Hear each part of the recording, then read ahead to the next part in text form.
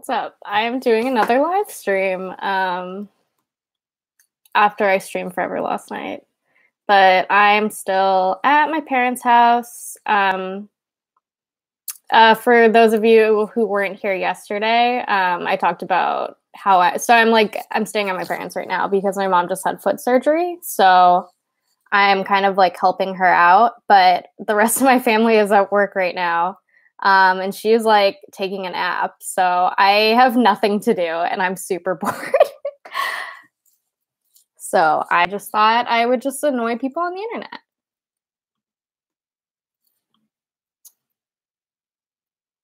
Again, I am not sober. A little bit more so than yesterday, and I'm not sure how I feel about it. Oh, let me tweet out the link. I don't know what times work best for live streams for y'all. Because normally I do them during the week, usually after like 4 or 5 p.m. PST.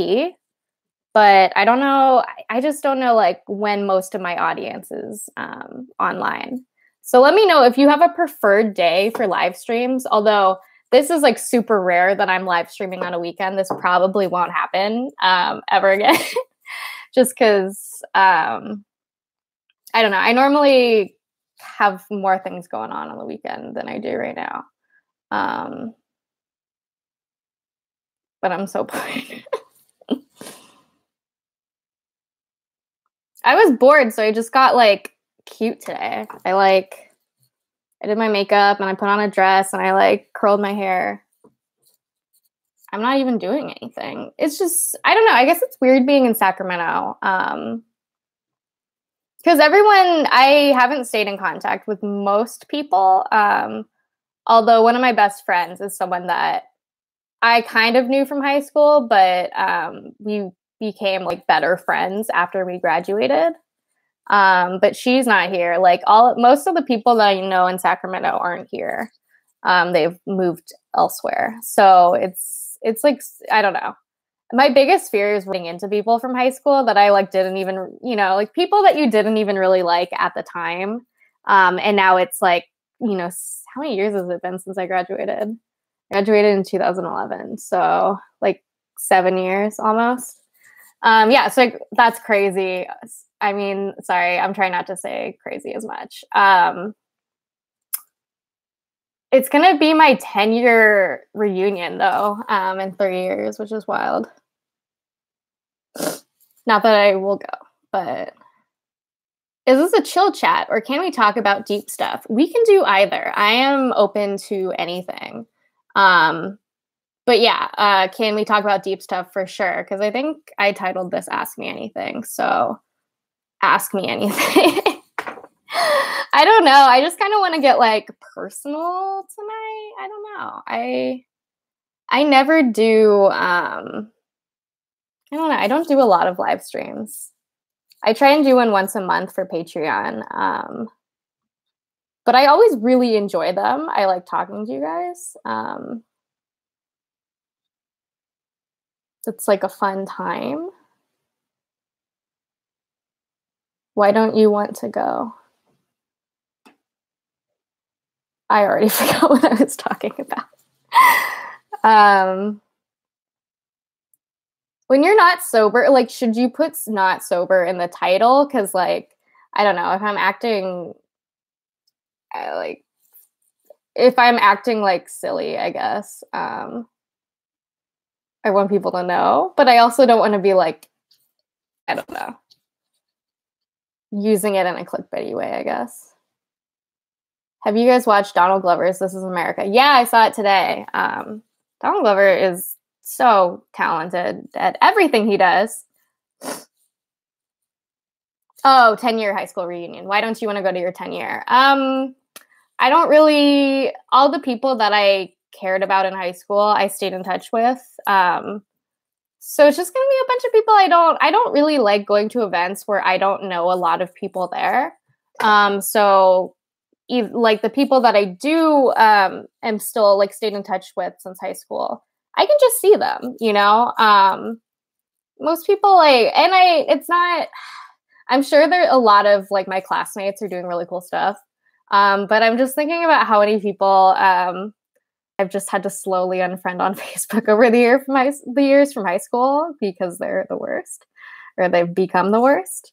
So I don't know.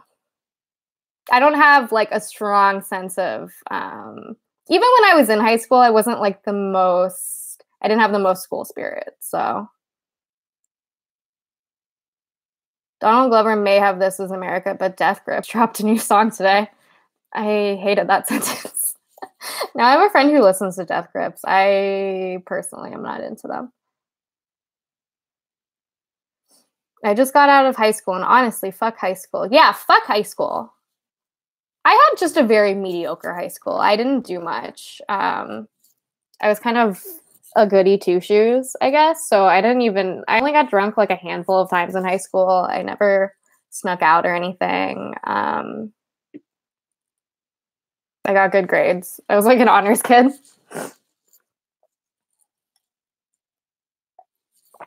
There's a lot of turf crap on Pinterest lately. That's wild. Pinterest is the last place I would expect there to be a lot of like turfs. That's really funny. I mean, it's not funny. Turfs are the worst.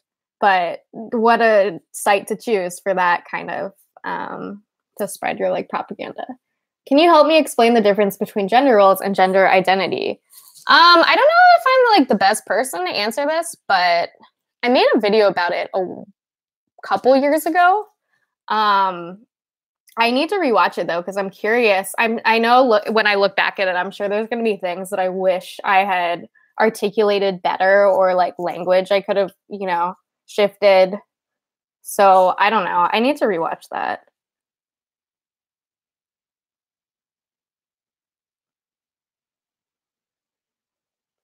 Is it okay to send you a video from a small YouTuber named Crazy Hair on YouTube? I recognize that name from like some shit. I don't know, but like some drama or whatever going on in the anti-feminist community. So I'd be like hesitant to watch it. I don't know.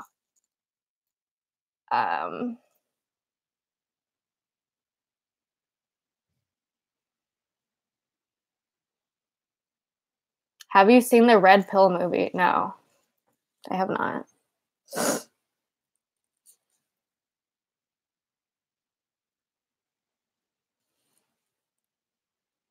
Also, I'm going to be real. I'm like too high to be talking about the nuances of gender roles and gender identity and like expression and like all the different terms. Because that's like a big question, and it's still like pretty widely debated. So I'm another time maybe.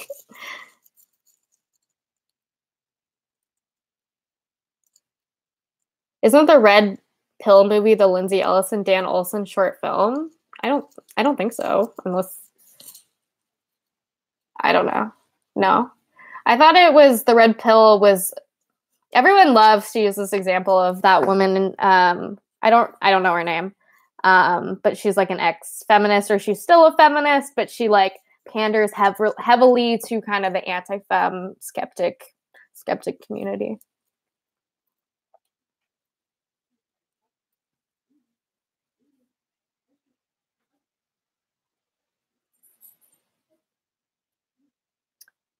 Oh, Audrey, what? Yeah, I saw your message. I meant to reply, but I'm curious how your opinion changed. RE like butch and femme culture.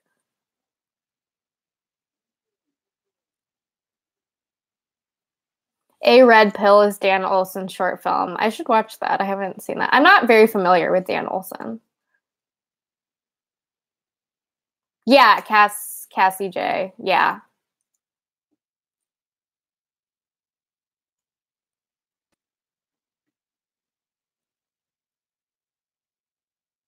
There used to be a YouTuber named, I think she was Cass J Tuck, and I always like Big Frame used to have a vertical called Wonderly that existed for a very short period of time and ultimately did not accomplish anything that I was a part of.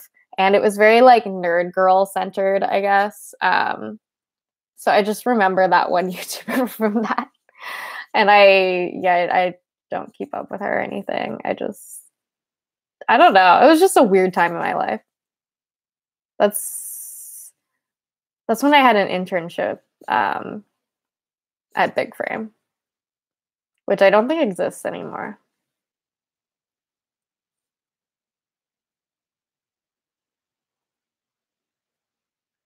Being a YouTuber, high key overrated. Yeah, I guess. I don't know.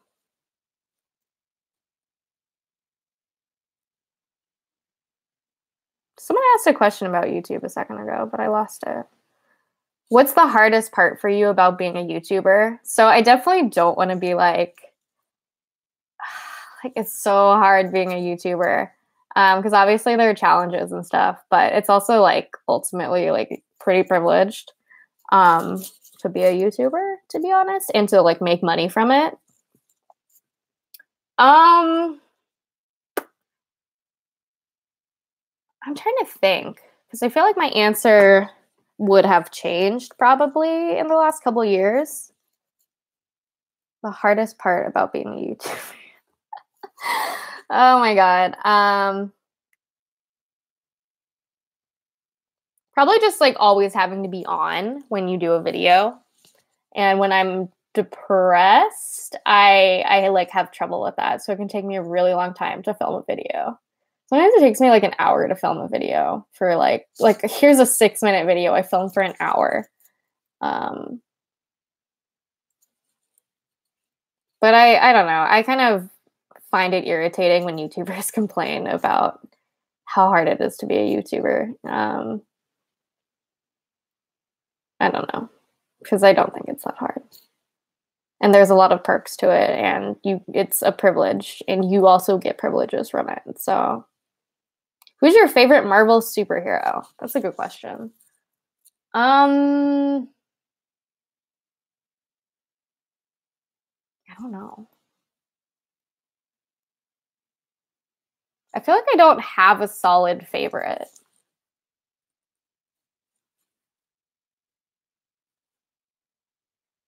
I don't think it would be one of the Avengers. I don't know. Or maybe it would, because like they're all kind of in the Avengers.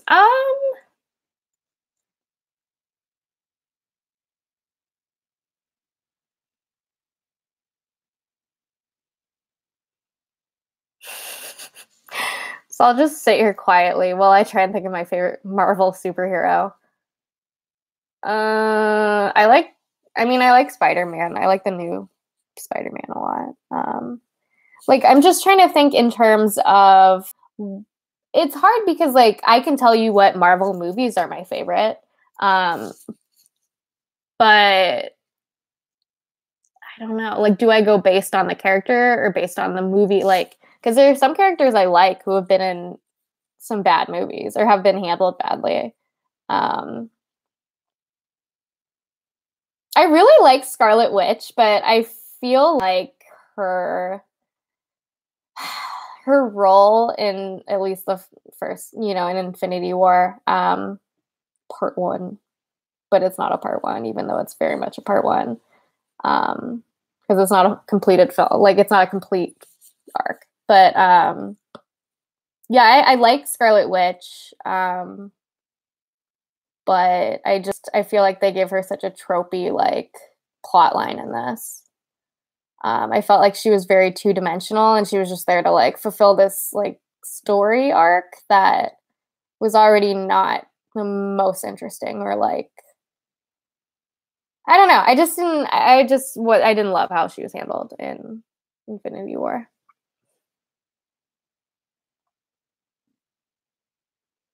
I do. Okay. So like, does it have to, I was only thinking MCU, but now that I can answer for like the comic book universe too. I like Ms. Marvel a lot, the current one with Kamala. I also really like Silk, who is Cindy Moon. When I rewatched Spider-Man, I didn't realize that there is like a very brief scene where apparently Cindy Moon is in it. I never would have caught that otherwise, because it's just like she's basically like an extra in like the back of the scene.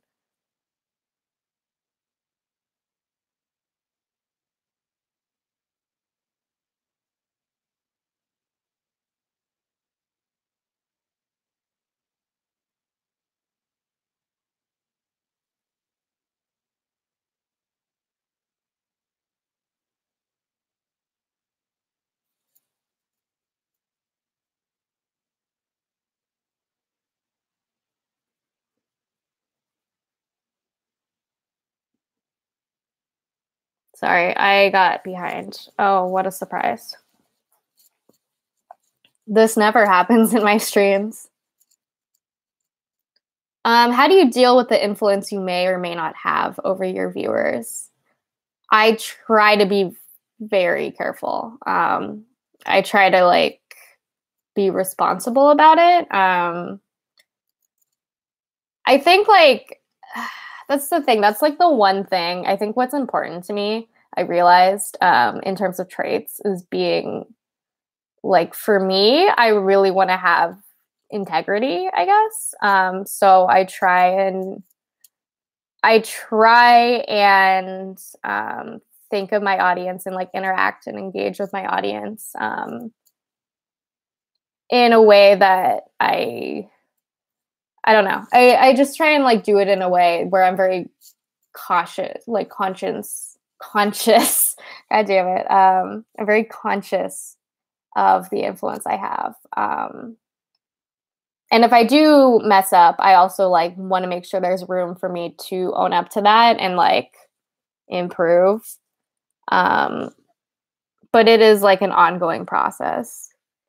I also like specifically, sometimes I forget on Instagram, but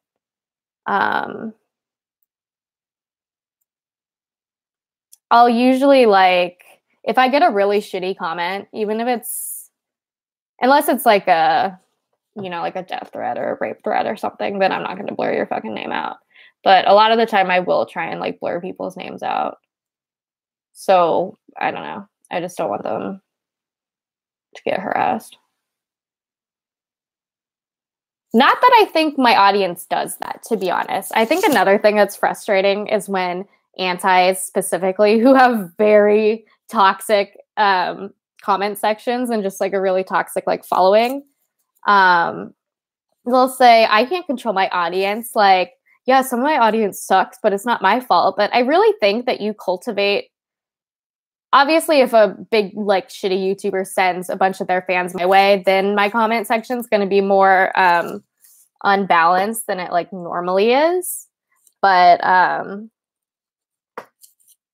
yeah, so I really think that like YouTubers do have control kind of over the kind of the types of comments that, and like the way that viewers think it's okay to engage. Like if you rile up a bunch of people and just like destroy a feminist in 15 minutes or shit like that, and then you link to their channel, like to that video, you're just priming them to go and like harass them. What was the question?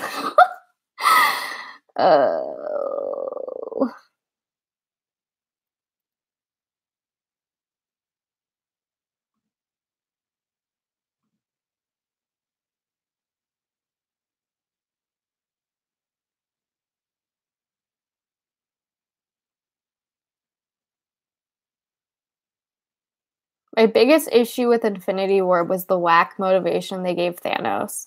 Felt kind of generic and illogical. Yeah. That's like not even, I don't know. That wasn't even the thing that I had the biggest problem with. I talked about yesterday on my stream. I was disappointed that Depp didn't show up in Infinity War. Yeah, that, I don't know. They completely scrapped that plot line. I wonder if that would have made the movie better. I don't know. Maybe I would have enjoyed it more if they went with that.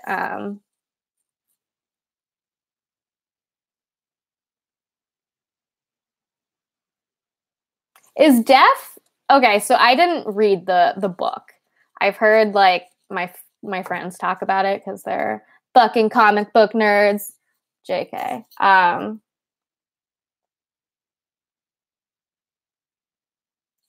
But is death different than what's her face? Hela? Because she's the goddess of death, right?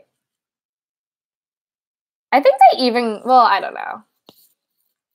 They could have like done something with Cate Blanchett if they wanted, you know. I don't know. There were just so many different routes they could have taken, I think. And that's not even the main issue I have.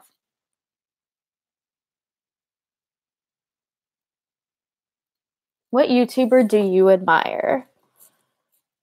I admire different people in different ways, but if I have to think of just one. I admire Ash Hardell. I think they do a really good job of kind of fostering a positive space, an open space, a space where you can make mistakes and they're like open to hearing. They're open to hearing criticisms and kind of if they say something that's ends up being harmful in some way and they get called out for it, I feel like they're very open to fixing it and talking about it and creating a dialogue, which not a lot of YouTubers do very often, and they should. I don't know. I think because someone asked me earlier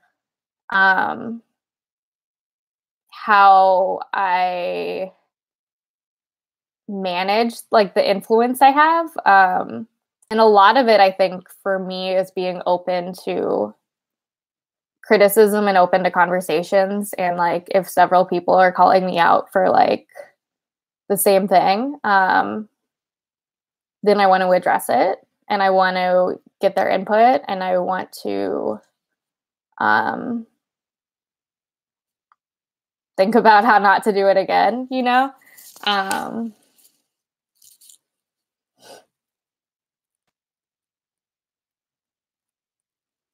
It seems like the social justice side of YouTube gets a lot of people who aren't in their audience watching their videos just to fuel their rage boners. Yeah, probably. I mean, yeah.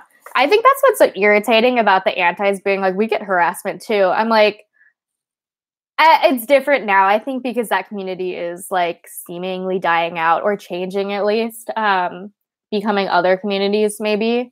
It seems like the anti-community is a little more splintered now. But yeah, so generally the antis had this like pattern of regularly sending not just the big ones, but like there's so many copycat like smaller accounts that still had sizable audiences. They still had like several thousand.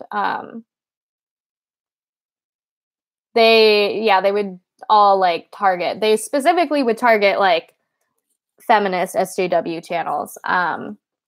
Whereas there wasn't the same targeted response from feminists. Like feminists typically were not, most of the social justice or like leftist, more progressive YouTubers who talk about social issues, no one was like organizing campaigns. Like Andy Worski made like over like 20 or 30 videos about Francesca Ramsey. Like he was obsessed. And also like he very specifically would send his fans after her.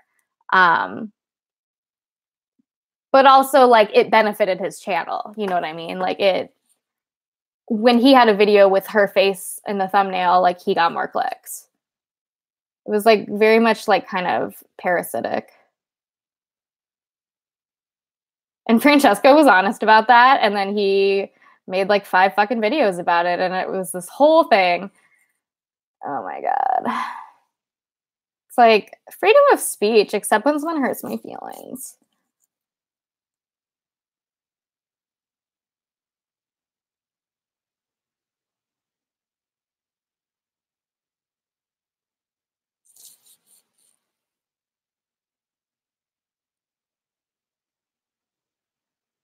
Shit, I'm really hungry. I should have thought about that before I started streaming.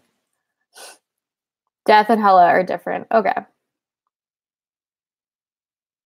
Yeah, no, I understand in the book it's Thanos is doing, his main motivation is like he wants to like get with death, and he's acting very illogically, whereas in the film it's another reason. If you've seen it, you know what I mean. And it's more supposed to be like, oh, this is a very logical, like calculated thing. I'm detaching my emotions and my feelings for my daughter and like, you know, human beings and shit like that. It's like he's trying to be very logical in the film. So his motivation is like kind of reversed, or it's like the opposite. But then it's not logical either. But I guess that's why he's a villain. But then also people are like, he's the protagonist. And I'm like, okay. So the film works narratively as like if you view Thanos as the protagonist. I think that's a weird choice though. And like I'm not saying that it couldn't be done well. I just don't think it was done well. So I don't know.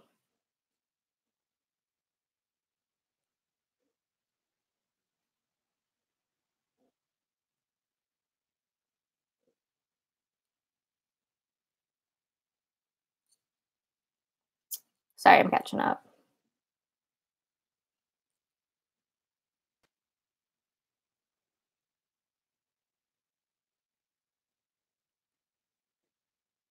What are some future video topics, or what are some future topics you plan to discuss in future videos? Sorry if you've answered this before. I mean, even if I answered it before, like I'm working on different things now, you know. So remember a long time ago when I was posting about choice feminism and asking people questions and showing people clips of the video, and then I never did it, or I never finished it. The thing is, I got really frustrated editing it because there was something I was trying to animate, and I got very like, okay, this doesn't look the way I want it to look because this is my first time trying this. So I got really frustrated, and then I never finished it. But that I'm gonna try and finish it. It's like mostly edited. I just need to go in and finish it. So yeah, there will be a video essay. Like, can it be a video essay if it's mainly like footage of me talking? Because I need to go. I think the bulk of the editing I need to do is I need to go in and like get footage to play like with me voicing over it. Because it's gonna be definitely at least like some shots of me just talking to the camera, and then it's gonna be footage overlaid, or my voice over footage. So it'll be a legit video essay. I don't know why that's kind of the convention of like the genre. Isn't it even a video essay if you just like, I mean, it is if you just talk to the camera.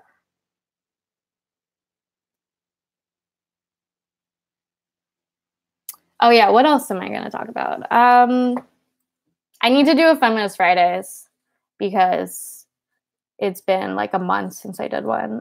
All my other videos have been either collabs, or I did my one video about my webinar. My last video was more of like a feminism 101 thing. So I'm probably going to do a Feminist Fridays and kind of catch up. So much stuff happened when I wasn't making Feminist Fridays videos that I never addressed. So I might just go back and be like, okay, I'm just going to go through the past month and talk about stuff. I think that there are like more topics that I get to talk about that way.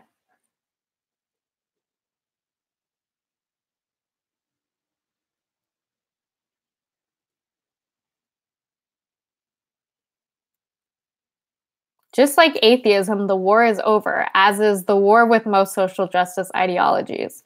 There's nothing left to say. Both sides have their arguments, and there's no point in rehashing them. I agree that people are kind of done rehashing the same fucking basic ass arguments. And I think like a lot of the time, not with every movement, because some people think that if a movement is predicated on opposing something like anti-feminism, then inherently it's not productive. And I think there are a lot of like anti-movements that aren't productive, kind of like anti-choice people, I guess. But to say that social justice topics are just there's no more conversations to be had, I think is very naive, I guess, or very like, I don't know. I just think there are so many more conversations to be having, and like I just personally feel like there's so much I still want to talk about.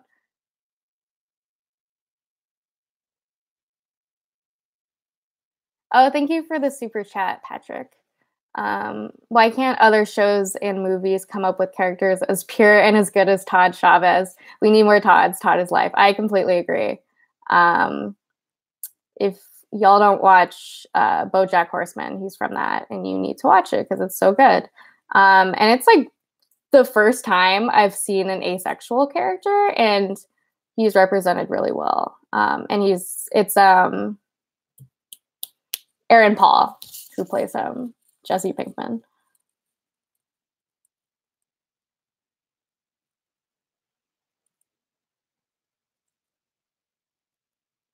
Yikes, guys. I am stoned. I'm not going to talk about Marxist Leninism right now. It's just not going to happen. Sorry. Every time I go close to read the comments, I feel very much like my mother.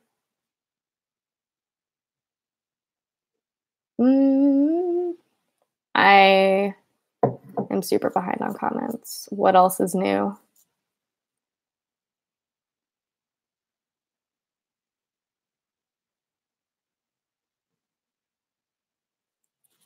I loved Infinity War, but something worth acknowledging is definitely the failure in framing Thanos' motivations as less logical and just sociopathic.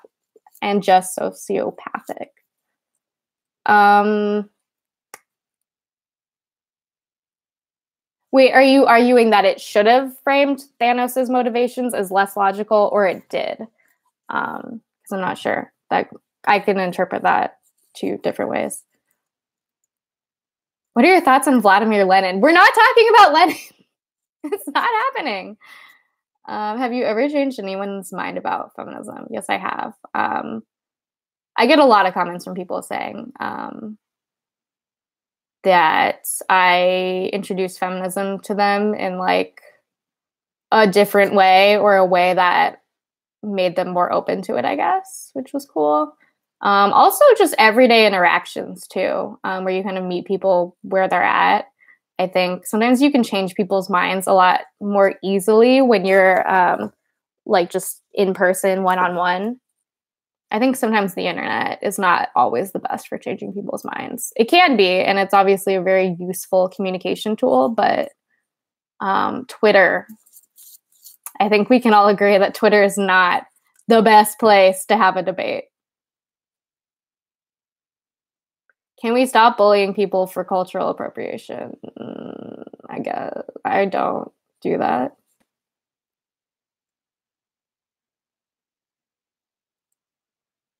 Those glasses make me angry. Put on contacts. 4 eyes. Oh my god, I can't believe I'm getting bullied in my own stream. I can't believe this. Yeah. Oh my god. I've never been called 4 eyes before. It's amazing. I like my glasses, so you can fuck off. Are there any YouTube communities that you're into that we might not be aware of, like BookTube or health and fitness vlogs? I was really into vegan YouTube for a long time. I just found like what I ate in a day videos super relaxing, and I love like I would fall asleep to them. I just like watching people cook things. I think it's really therapeutic because I really like cooking.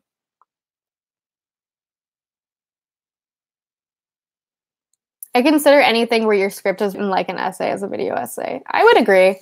And it like, I think it also follows a particular structure, like an essay. Because I've definitely written scripted videos that weren't necessarily essay-like. I've written things where it was more like a dialogue between two characters.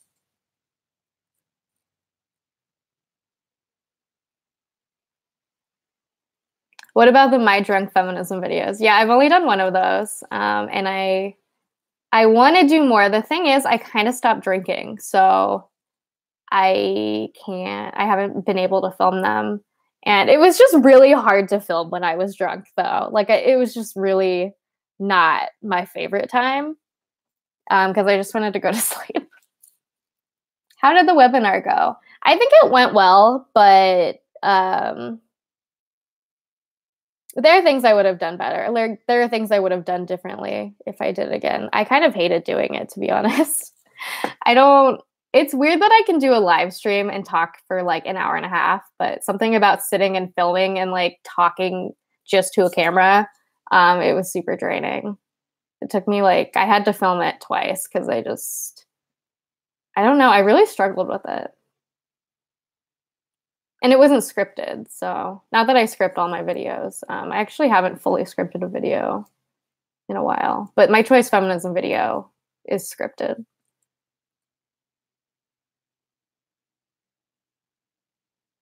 Thanks for the super chat, Brittany. What's your favorite thing about existing? That's a really good question. I mean, there's a lot of things I like about existing. I like cats and I like plants. I don't know if that makes me a basic bitch, but those things bring me a lot of joy.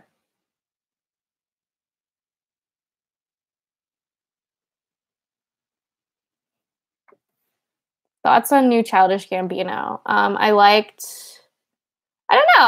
I've only watched, what's his new one called? This Is America or something. I only watched that once and I was kind of distracted when I was watching it. So I feel like I didn't pay enough attention to what was happening. So I'm going to watch it again. I liked what I heard on SNL when he performed last. I didn't watch it live, but I didn't even know he was on SNL last night. Otherwise I would have watched because I don't normally watch SNL, but I will if it's someone that I really like. And I've really admired Donald Glover for a long time.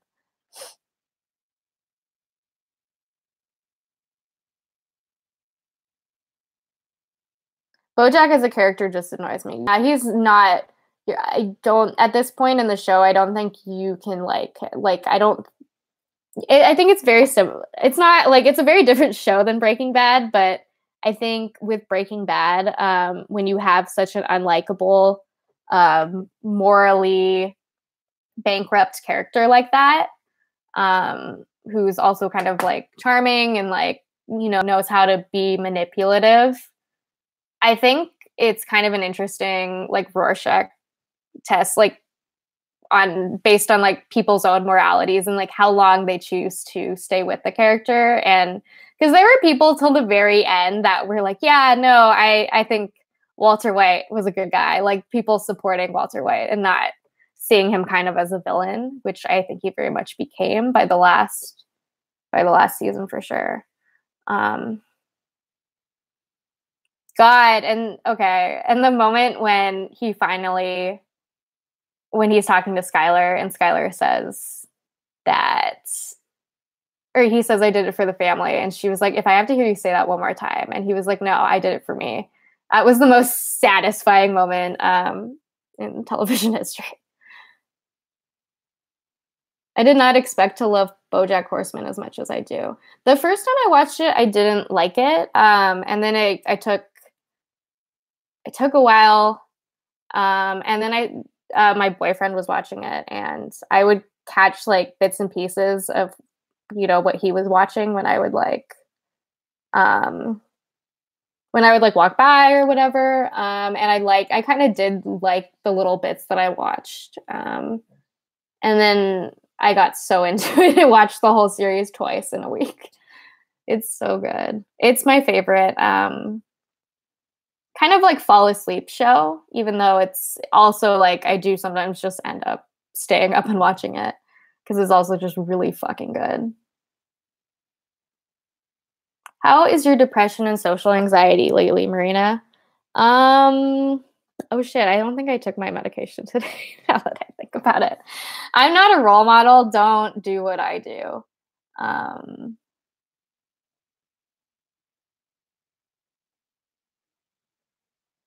It's okay.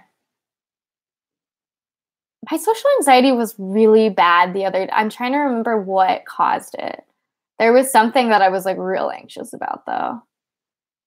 Some like social situation. I don't remember. My depression has been okay. I've just been like, no, I did have a couple of days where I couldn't work or I couldn't get stuff done for the life of me, which is hard when you're freelancing because you really have to be able to self-motivate yourself. And sometimes mental illness can make that really hard. So I'm trying to find systems that work for me, like organizational systems. And like, I want to see if the Pomodoro method works for me because I tried it and I kind of stopped doing it. But I want to give it an actual try.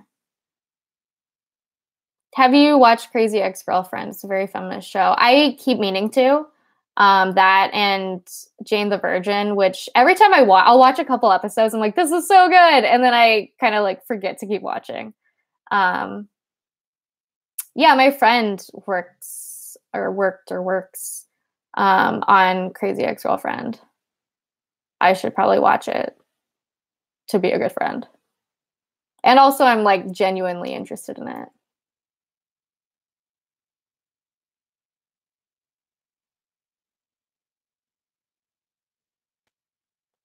I like this. It's rationally feminist instead of runaway feminist. What's a runaway feminist? I'm saying they frame Thanos' motivations as too logical because I know too many people who walked away thinking he had a valid point when he really didn't. Yeah, that's true. I know they really did try, and that's why I don't love the decision to make him the protagonist because his motivations are inherently not good and his methods are not good.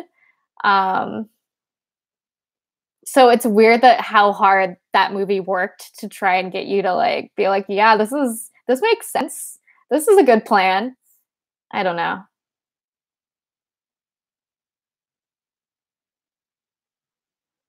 Yeah, because I feel like Black Panther did it a lot better, where you have a villain who you can also sympathize with. Like um he has good reasons for like why he thinks the way he does.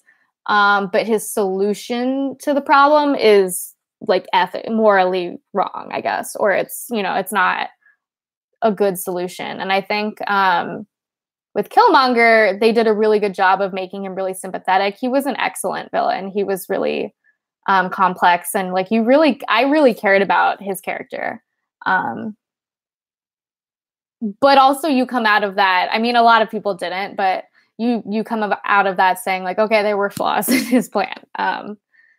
So I think that was a good job of making an empathetic character, but not necessarily a character that you get behind their solutions. You're not necessarily rooting for them to win. Did you like your women's studies coursework in uni? What were your best and worst experiences with teachers, students, courses, anything? Lol. I really enjoyed my time studying women and gender studies. My last semester was really rough just because my mental health was really bad and I had trouble continuing. I probably would have dropped out if it wasn't my last semester. It kind of just took all of what I love about learning. It took all of it out of it, I guess. So I guess what were my best and worst experiences with teachers? So I've talked about this before, but my best experience, I want to say, is, I mean, this was in the throes of my depression. It was great. So it's a bad scenario, but also I felt like I had a good human interaction out of it. So you can design your own course. There was like a special program like within my women's studies program, where you work with a women's studies professor and you design your own like research project. Basically, you design your own research project and you present a research paper at the end. So I was working with one of my professors, and he's a really great professor. He was kind of young. He looked like what's his face? Frodo. Elijah Wood. He was super handsome. He's just super cute. I like everyone had a crush on him in my class. It was great. And we would talk about it, but not in class, but sometimes in class. Anyway, so he was really, really invested in the work he did. And he taught my senior seminar class, feminist theory. And it was a really hard class. But it was really challenging in a good way. And he was a strict grader. So when I got an A on when I would get an A in his class on papers, not all the papers, but some of the papers, it just was super fulfilling. Yeah. So basically I was designing this project, and the class was going to be, and the research project I was going to do was based on the intersection of gender and mental illness, and kind of the way that gender plays into the rates of diagnosis between different genders. And because there are certain like mental illnesses that are very much predominantly diagnosed in women, and the criteria is almost feminized in a way. So it's kind of looking at the role that gender plays within mental health care. And also just the way that typically different genders would express mental illness, because women tend to express it inwardly and men tend to express it outwardly. And I think that kind of plays, I'm getting a lot of comments on my toxic masculinity video, and I think a lot of the questions I think can be explained, or I kind of want to like talk about it more and maybe make another video about it. Anyway, I'm getting really off topic. So my best experience in women's studies. So basically I got to the point, this was like my last semester, and I was so overwhelmed. I was so depressed. I like low-key had suicidal ideation and stuff. And I basically had to tell, I knew that I couldn't, because that was also when I had to do, I was taking 4 classes, which I guess is not like, it's a full load, but it's not, a huge amount of classes. Some people take like 6 or 7 at max. But yeah, so like 4 is like a full course load. And I realized at like partway in that each class had like a 12-page research paper due at the end of the semester, and they were all due at the same time. So I was going to have to do 4 like 12-page research papers on top of, finals and like tests and all the other like regular assignments we had in the classes. So I knew I had to drop the course that I had designed. So I went to talk to him, and I basically like, I can't remember, I probably cried. But I just like was super honest about like my mental health and stuff. And he was really real with me. And like, he was, as an educator, he said,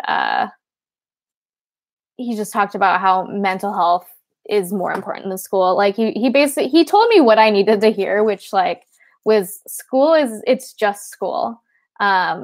Which I realized I had been prioritizing it over my own like mental health so much.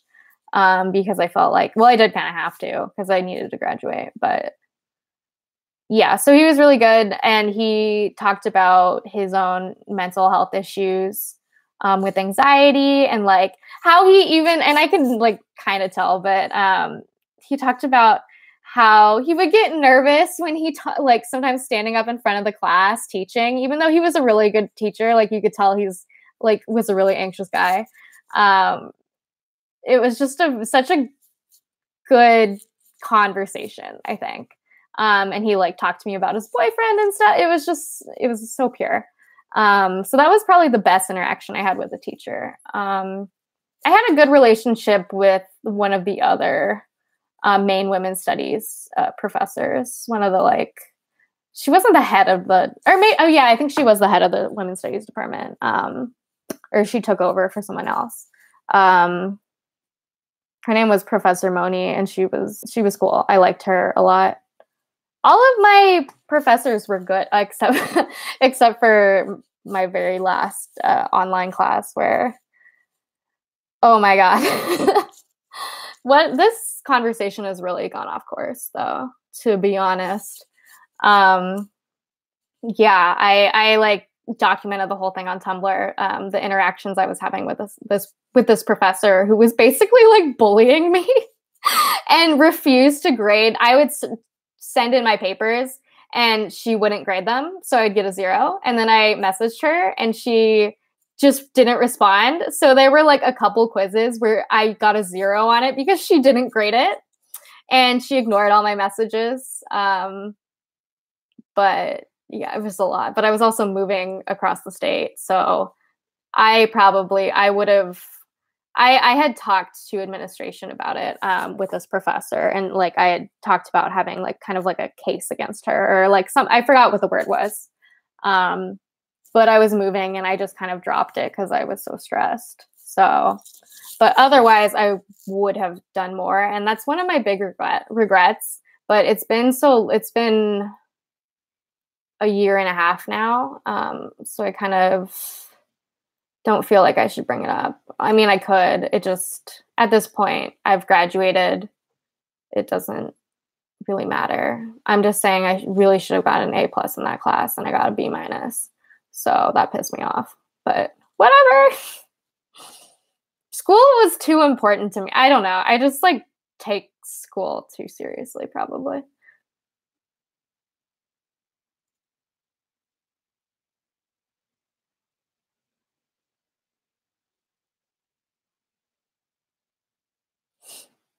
Okay, what's going on in the chat?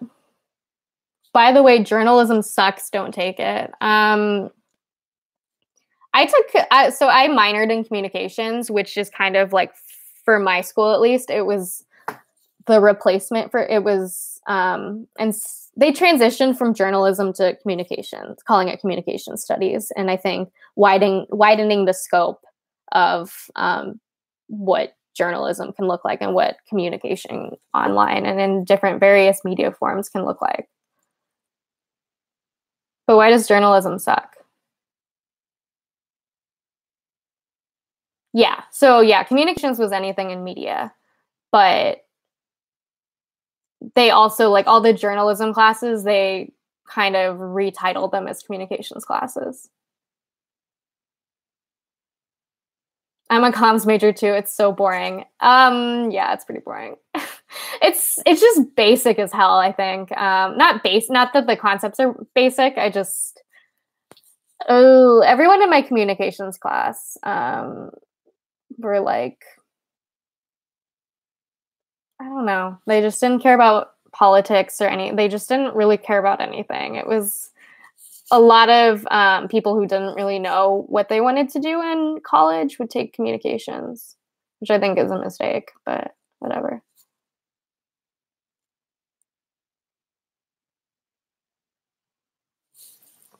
I'm so sleepy.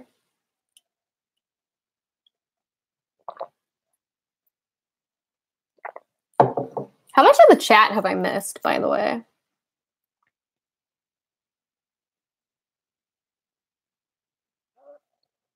Have you ever met a radical feminist who is not a TERF? Okay, here's the thing with TERFs and radical feminism. The way I was introduced to radical feminism, and this was very early on when I was still learning about feminism and I was kind of getting my like Tumblr education or whatever. Not that that's necessarily a bad thing. I learned a lot from Tumblr, and I'm all about education, or these concepts being accessible. So that was nice. But Yeah, so the way that radical feminism was framed was that it's just feminism that believes that, based on the belief that we need to radically restructure society rather than reform society, which when you continue with that idea further, it does often turn into trans exclusionary radical feminism, because the idea is like you need to abolish gender, and TERFs think that trans people are upholding the concept of gender by assimilating into it, I guess, which is ridiculous because they hold trans people to a completely different standard than they hold cis people who also uphold gender. Like, you know what I mean? It's just, yeah, they create this double standard where trans people, and particularly I think TERFs, have a specific, they specifically target trans women a lot of the time. What the fuck was I gonna say?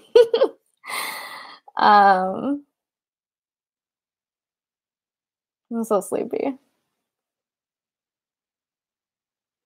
Yeah, so TERFs. TERFs are bad. That's my conclusion. I could not continue that thought, apparently. Anyway, so I used to consider myself a radical feminist, but not, I was like trans inclusive, a trans inclusive radical feminist, a TERF. I don't call myself that I don't call myself a radical feminist anymore, just because I think it's like so tainted. And when you follow like certain branches of it, it is fundamentally transphobic.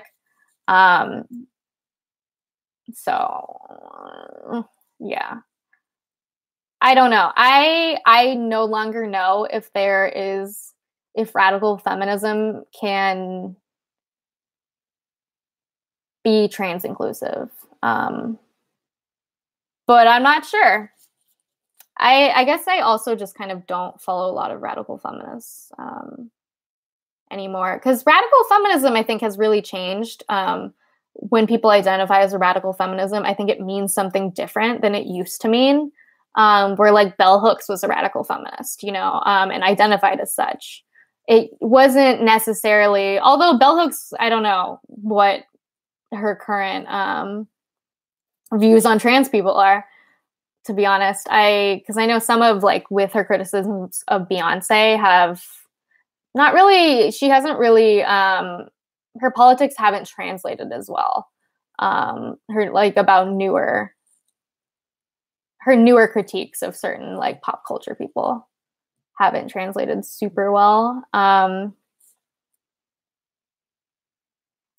Yeah, so I think radical feminism used to just mean, because it was opposed to liberal feminism, which is why so many TERFs will call you a lib fem if you're trans inclusive, because that was the dichotomy. And I get it, like, because I'm not a liberal feminist either. Liberal feminists are a little bit more like, what the fuck is it called? Feminist or feminine mystique.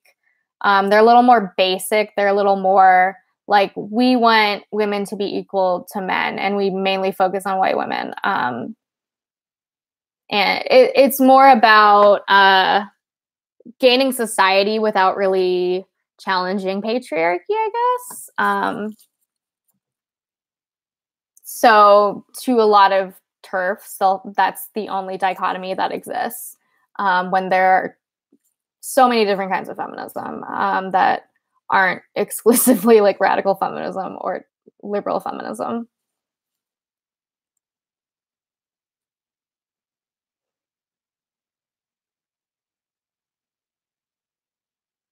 How does Thanos don't work as a protagonist, but Walter White work as one?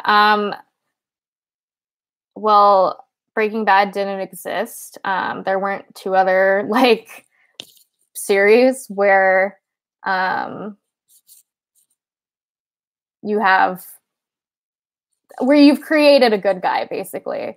And then you have like the bad guy as the I don't know. I don't think it's inherently bad. I don't think it's inherently wrong to have kind of an anti-hero as the protagonist, but it's difficult to do when you already have two other movies where the Avengers, like, we know to root for the Avengers. We're rooting for the Avengers in this movie. And I still think you should be rooting for them against like Thanos. So it's weird to try and say, oh, it just seems like, oh yeah, he was the protagonist in this. And like, I think they're just trying to justify certain elements of it being bad, to be honest. Because it also doesn't make I don't know. I'm so done talking about Infinity War. I talked about it to death yesterday, and I don't want to just keep like repeating my opinions about it because it's controversial.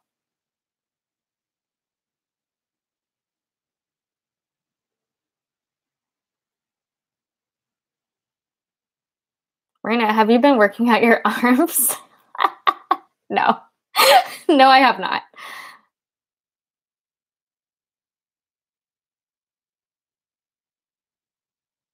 Have you read Watchmen? And if so, who's your favorite character? I haven't read it. I haven't seen the movie either. Have you ever met a radical feminist who was not a TERF? I genuinely don't know. I don't know. That is a whole like rock that needs to be like turned. Like that's definitely a big question. Can you be a radical feminist without being a TERF? And I just don't. I'm too fucking tired to like try and get into the intricacies of that. That's a conversation that could be had though. Why are people talking about atoms in my in neutrons in my chat? Have you watched Fight Club? Yes, I have.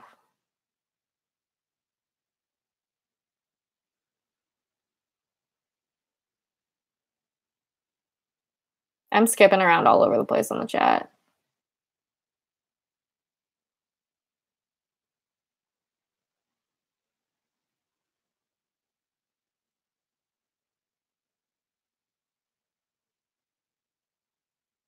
What's happening?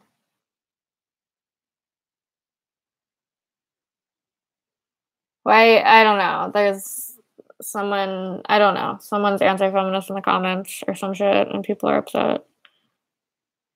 Feminist trash. This is fun.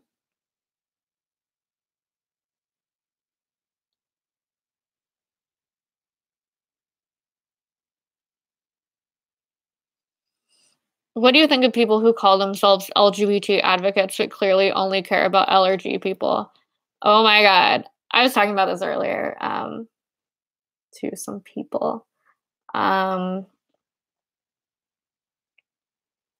That's just setting me up to drag Ariel. And that's probably enough. Obviously, though, I do think poorly of people who only like care about gay and lesbian people, but not bi or trans people. And that has largely kind of been my experience and like people in my own community's experience as well.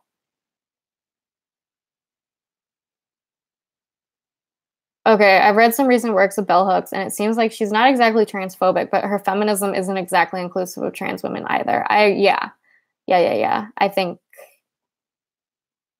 yeah, so I think like some radical feminism isn't necessarily transphobic, but it doesn't touch on trans issues at all, which inherently is a little bit like, is that exclusionary? Probably.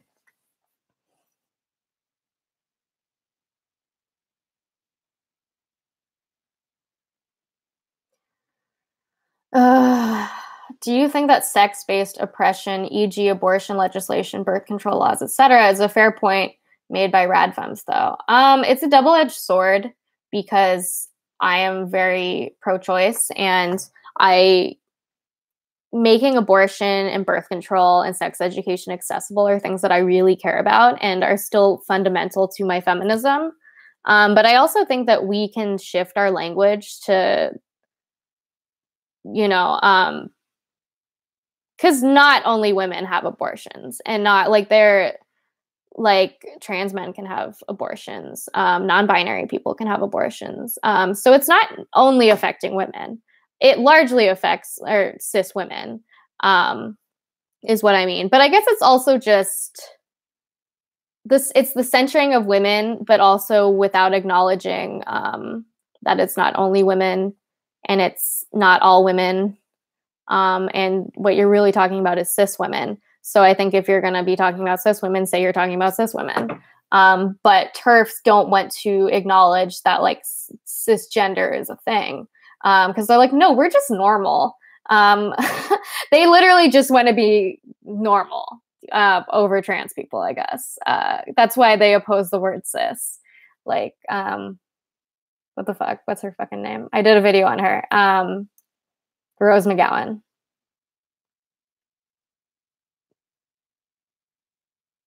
But yes, obviously, accessible abortion is super important and something I care about.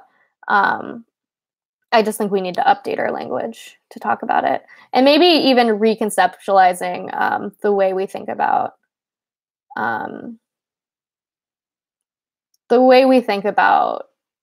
abortion and like gender and things like that. I talk about that. Actually, I do talk about that at length in my the webinar that I put out recently. Not That Kind of Feminist, Moving Beyond White Feminism. And it's not just because I do talk about like race issues and stuff. But I really try and talk about all of the different areas where your feminism could be exclusionary. So I definitely talk about kind of how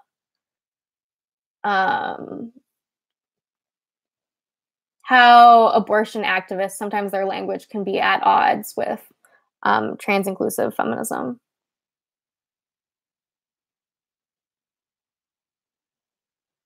I just think if you're talking about a population of people that isn't only women and isn't all women,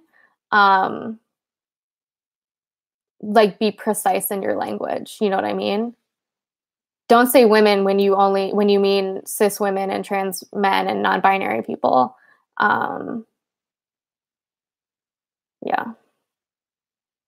Like it largely is women, like cis women, but it's still not precise or accurate or inclusive. To use very women-centric language, I guess.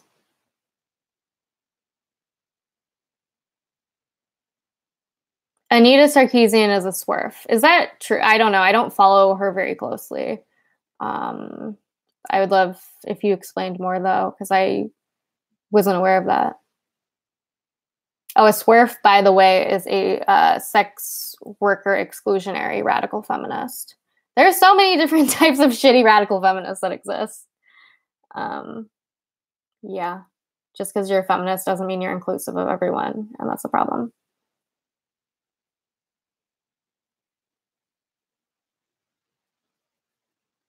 Okay, don't come for me, Renegaming. They never just focused on... so they're saying that feminism never only focused on white women's issues, they focused on women as a whole. I made a whole video about this. Does feminism only help white women?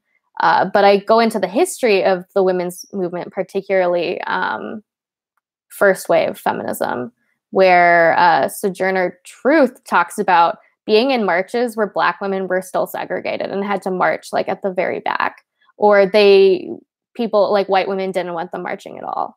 So it's just an ignorance of feminist history to say that there was not a good old college try made to exclude women of color because they thought that it was going to hurt the movement. And obviously some issues that affect all women, focusing on that will help all women, but also it means that you're sidelining like issues that are specific to women of color or disabled women or trans women, or, you know, so it just ends up you're only centering cis white women's issues. So even when you don't specifically, even if you aren't specifically like saying you're excluding groups of people, by not giving them any representation in your movement, that's what you're kind of doing, just as a fact.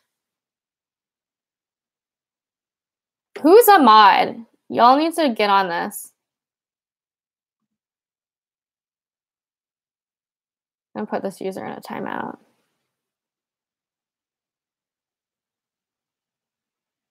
What has made you stay home these last 2 days? I talked about this earlier, but I am staying at my parents', right? So I flew to Sacramento. I'm staying with my parents. My mom is recovering from foot surgery. So I'm here to kind of like help out if she needs anything. But everyone in my family works and is not here. And my mom is like in her room, like watching Orange is the New Black. And it's a solo activity, apparently. So I've just been really fucking bored. So that's why I've been streaming hella, as you might say. Favorite movie villain? Oh my god, I don't know. That's a hard question. I don't want to answer it right now because I don't know. Name some villains. Out of all of the villains who ever villained, there's so many.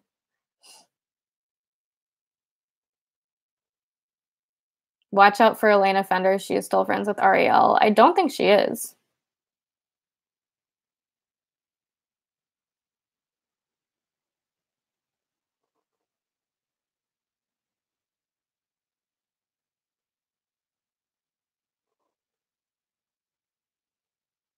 You can't say you care for lesbians and not care about trans or non-binary lesbians. Exactly.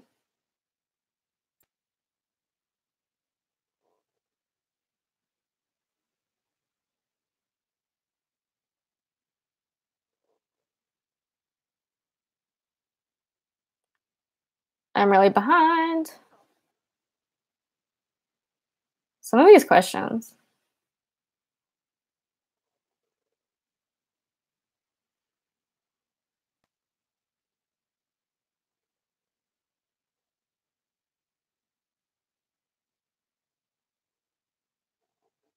Oh, I hate when it does that. It just jumps.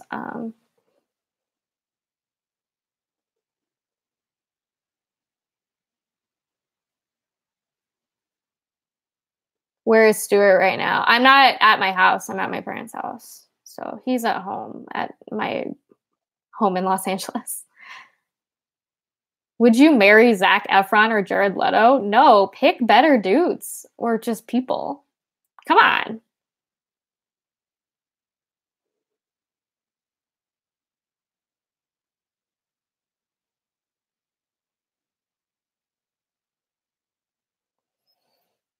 I don't know. There were always mixed views, and yes, women like Margaret Sanger were racist. However, originally the rights of POC and trans people had their own movements. Okay, but that's so. I just did a bunch of rereading on this because I talked about this like pretty in depth in my like online course that I did, which you can still take, by the way. It's pre-recorded, so if anyone's interested in signing up for it, please sign up for it. It's what's the word? It's like an all access. No, it's not an all access pass. What is the word I'm looking for? I don't know. It's basically you can watch it on demand. It's like on demand. You can watch it whenever, and it's not going to go away. Anyway, so however, originally the rights of POC and trans people had their own movements. The issue and the reason that intersectionality became a thing that was important in movements is because when you just had an anti-racist movement, it's always a group of people who are the default, and it's always usually the least disadvantaged within a group. So the most privileged, you might say. So in anti-racist groups, it was generally white, straight, or not white, like men of color but they also happen to be like straight and cis. It wasn't women of color. So within anti-racist movements, women were kind of encouraged not to bring up gender because there's this belief that it's derailing we're really fighting for against racism. So, you should ignore any misogyny within this movement. And the same with feminism, where gender was kind of centered as the most important, they kind of considered like each oppression to be the most important and central. And focusing on any other issues outside of that, there was a belief that it derailed the conversation basically, or it took away from the movement, because with anti-racism and feminism, basically white feminist movements, typically it was hard to convince someone. They're like, oh, I'm already trying to convince you not to be racist. Now I got to convince you not to be sexist too. It was seen as too big of a task. So yes. So it basically ended up where is the space for women of color who, exist within feminist movements and anti-racist movements and are sidelined in both? How do you incorporate that? And that's why intersectionality was coined. And even before Kimberly Crenshaw coined the term, Black feminists had been talking about that concept for a while. And then there's kind of cases of parallel thought, with Patricia Hill Collins. What did she call it? She called it the matrix of oppression or domination. And it was basically the same idea as intersectionality, and they kind of were coined separate. So it was the issue of parallel thinking, I think. Unless she also may have been influenced by Kimberly Crenshaw. I don't know. It's hard to say. But yeah, so that's my issue with being oh, well, if you care about racism, go to an anti-racism group. Don't talk about it within feminism. It just is really marginalizing to women of color.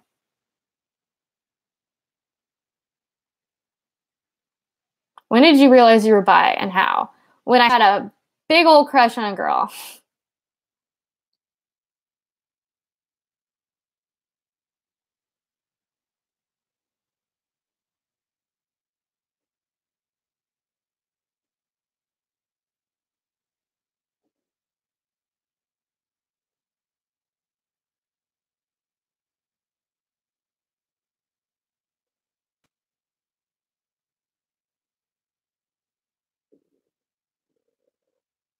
Sorry, I'm catching up on the comments.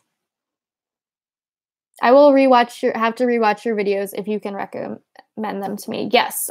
So I recommend watching does feminism only help white women? Or does the title is something like that. Or does feminism help all women or something? I would recommend that video. And I also talk about it in the video I put out recently, entitled Not That Kind of Feminist, where I kind of briefly explain why being intersectional and inclusive of a variety of issues that affect all types of women, not just white women, not just cis women. I talk about, I kind of give you a primer on why it's important.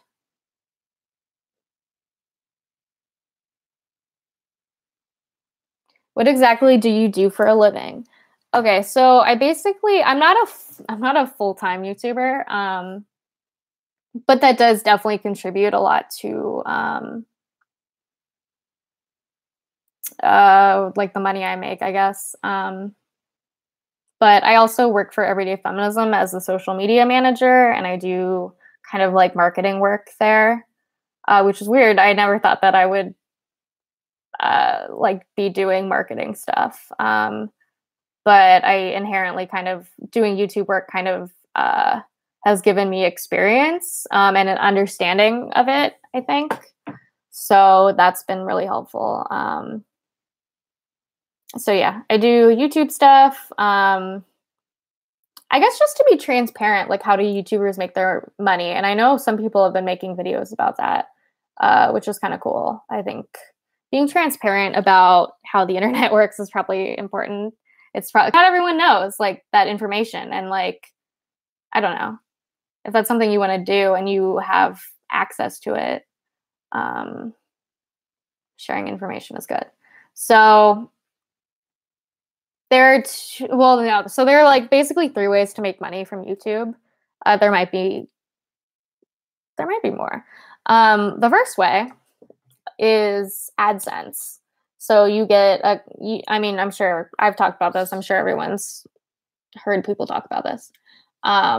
So yeah, you have ads on your videos, and you make for the amount of views you get on those ads, you get a cut of the money, or you get a certain amount of money per view.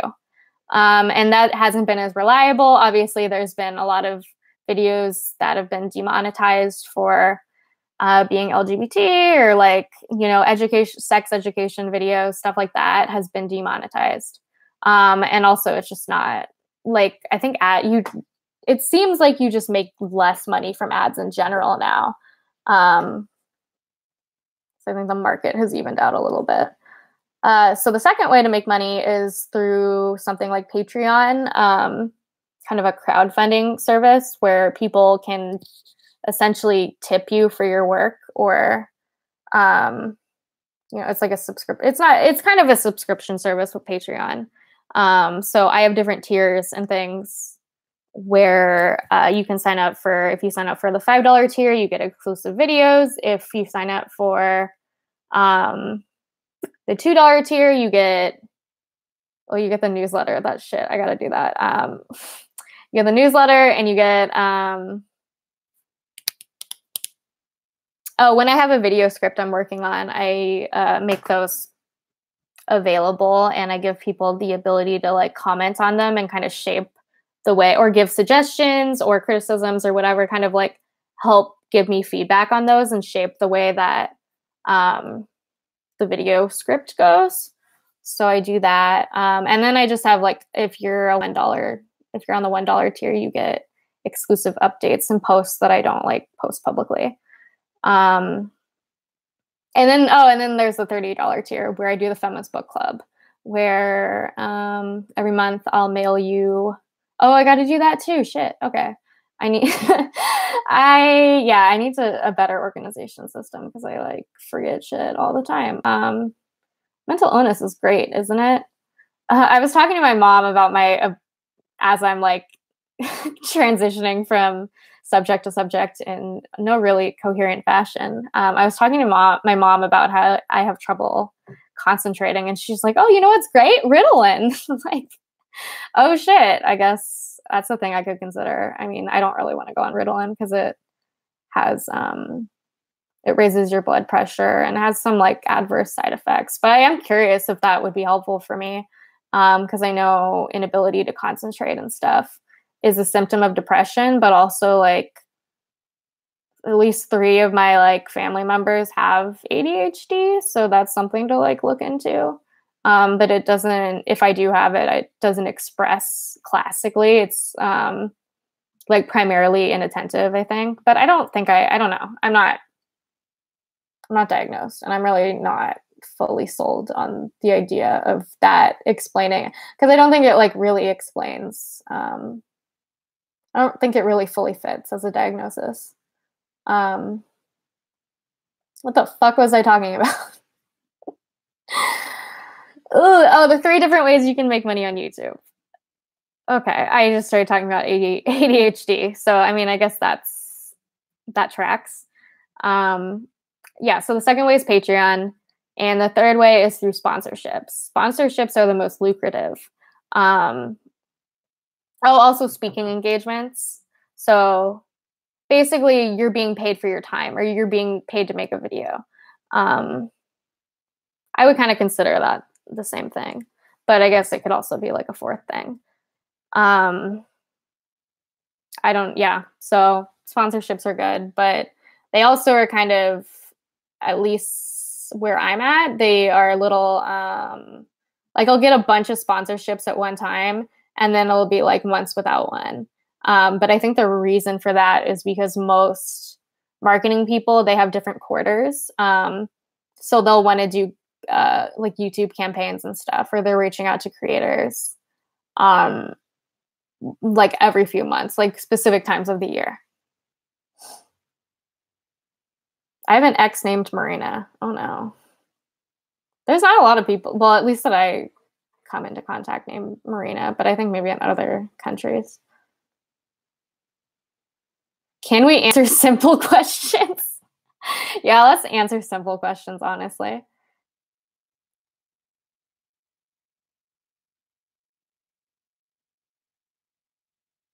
Do you listen to ASMR? I don't. My boyfriend does, but ASMR kind of creeps me out, so I don't.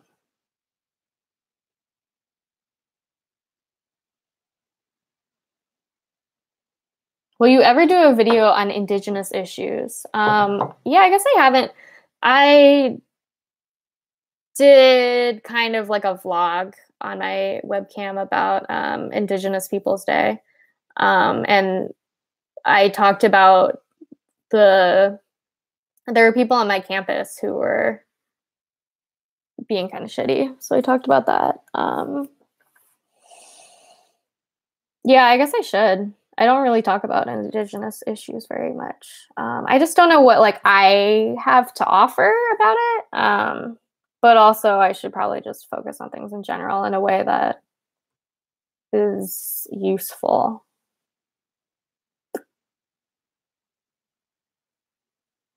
I'm still kind of high, to be honest.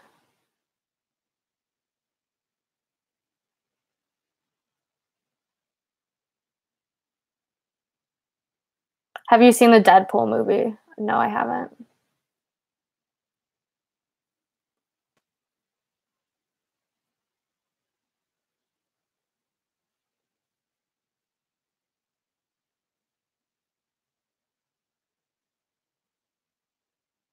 I wrote my first ever paper for my first ever gender/queer studies class on one of your videos, and now I'm transferring into the program at UC Berkeley.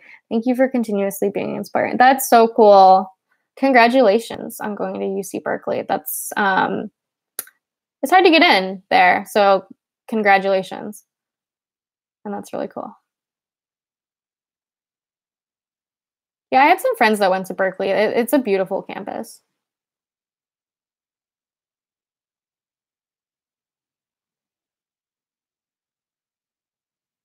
YouTube Red is not worth the money. That's what I've heard too. I haven't invested in it.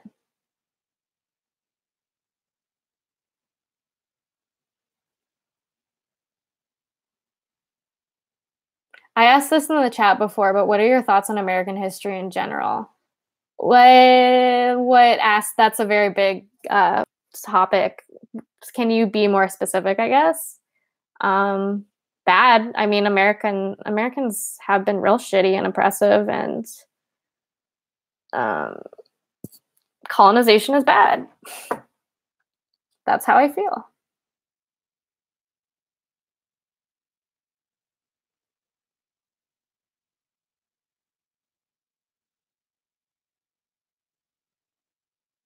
Are there topics outside of feminism/politics you want to make videos about? Yeah, I do. But then when I think of like putting the work into it, I don't actually want to. I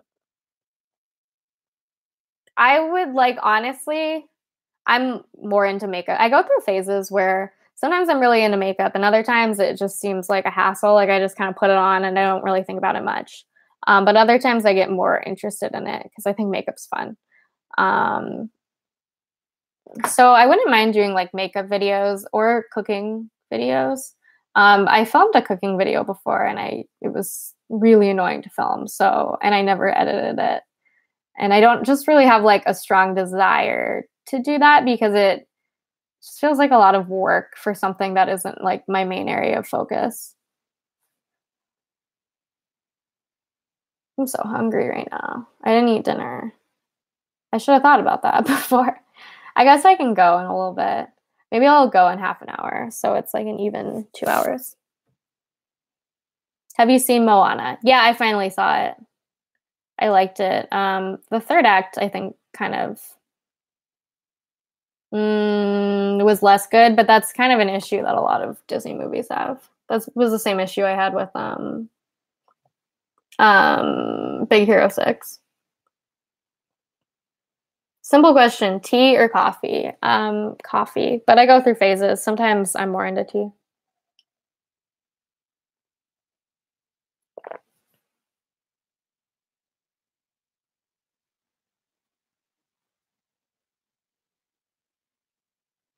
Do you mark biracial or Asian in forums?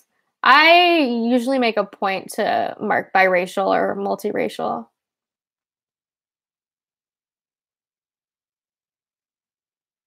I wish you could do two or multiple.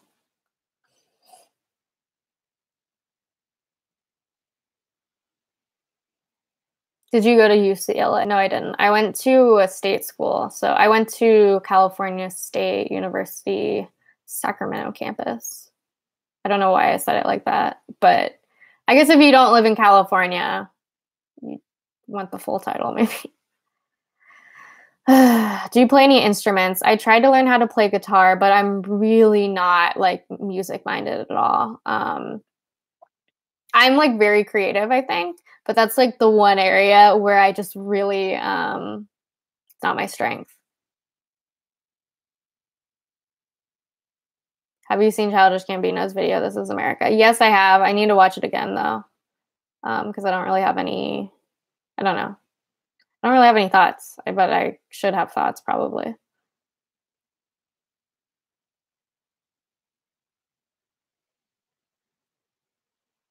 What's your opinion of lesbians who think bi women are greedy? Bad. I don't want to talk to people like that. So how do you express your creativity? I do a lot of, so writing has always been my primary fuck, I'm talking about writing and I can't even talk. Writing has always been my primary outlet for creativity. But over the years, I've switched from writing fiction to nonfiction. So when I was younger, I would write fiction. And then kind of in high school, college, I would write poetry. And now I write, well, I do writing for my videos. I'm going to start writing articles for Everyday Feminism, which I'm really excited about. Because when I really, when I moved to Los Angeles, I really thought about shifting my career less to YouTube and more to having just a writing job, writing articles. But even though I have experience like writing, my videos, I think, could easily be like, turned into articles, I think. So I do have like experience writing, I guess, but it's not when it, I can't talk, God damn it. When you're applying for writing jobs, even though it should be considered writing, it's usually not considered as experience writing.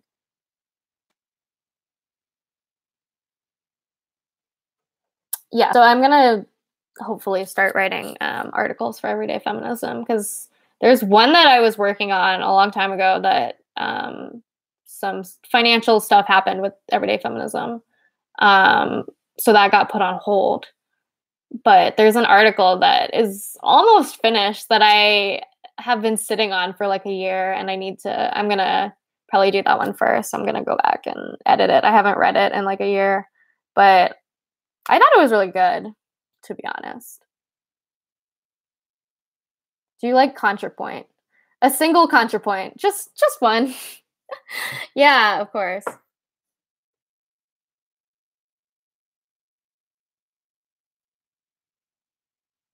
Why do you label yourself as bi and not pan? Pansexual just doesn't like speak to me. And bisexual was the word that I heard first, like when I was, in middle and high school. So that was the word that I identified with a lot earlier. It's more, I just had more exposure to the term bisexual. And there's just a lot of history with that term. I just want to like ally myself with the term, but also it's the first term that I heard, and it's what I guess I always used to find it so like, it's not that I just didn't understand, I guess, when people would say, because in terms of gender, I'm like very cis. And obviously I don't need to I'm not going to like fully understand other people's experiences with gender. And I don't have to for them to be valid, of course. But I never really understood when people would talk about, I identify with this term over this term until it came to when I came out as bi. Because technically, I guess I could be labeled as pansexual. It's kind of hard with those terms too, because people use them in different ways. And I think they're all valid, but there's a lot of like overlap in the way that people use bi and pan, and some people use them interchangeably. But I don't hear the word pansexual and think like, oh, that's me. I don't know why. Maybe there's just less pansexual representation, like less people use the word. So I like have less exposure to it. Why is my voice is getting so like creaky.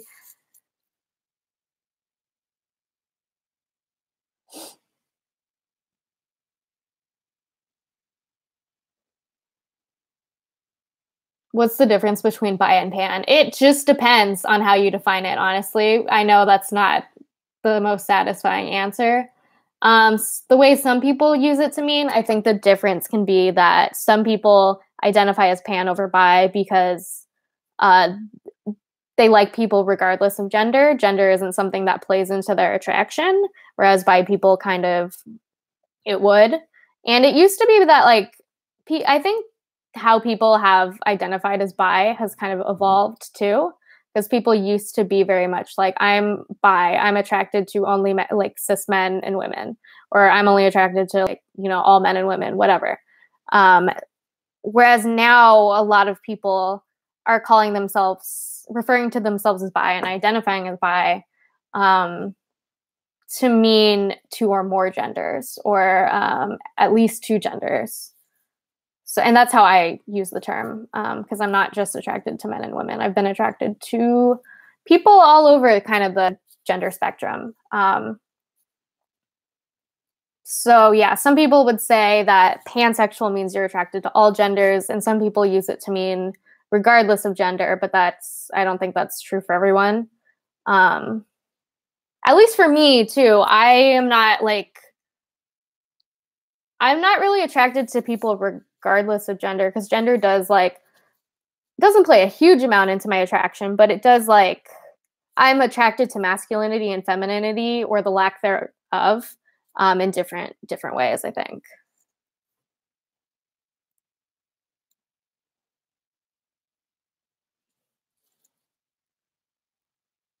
That's exactly why I identify as bi, because my attraction to men as opposed to women is very different. Yeah, I would say so too.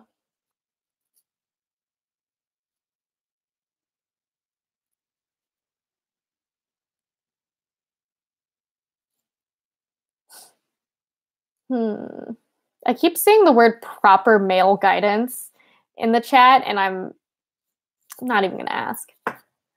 Nor do I really want to know. Clinton or Bernie, and why? I voted for Bernie in the primaries.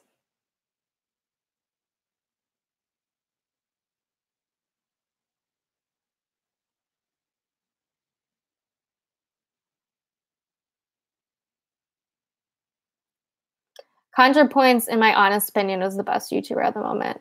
Yeah, I think within kind of like leftist circles, I would agree.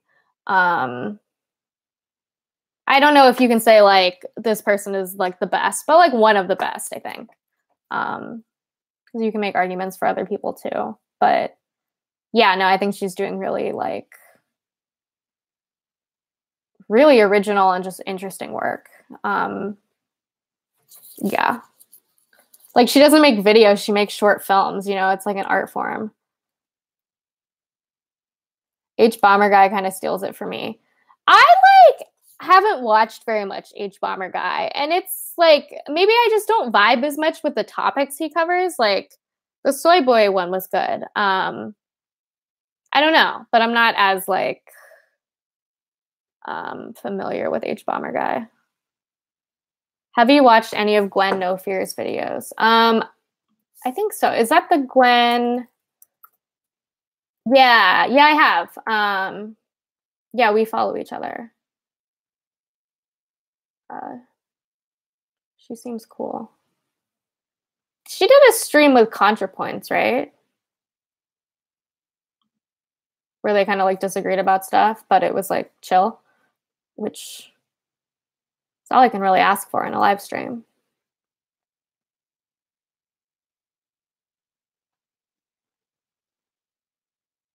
Were you a nerd in high school not being a bully? I mean, like, they're saying they're not being a bully. Um, I was really quiet. I was like the shy girl, but I also was cute. So I think nerd boys, like nice guys, were really into me, and it wasn't the best experience. Because I kind of was like just wanted to be left alone, to be totally honest.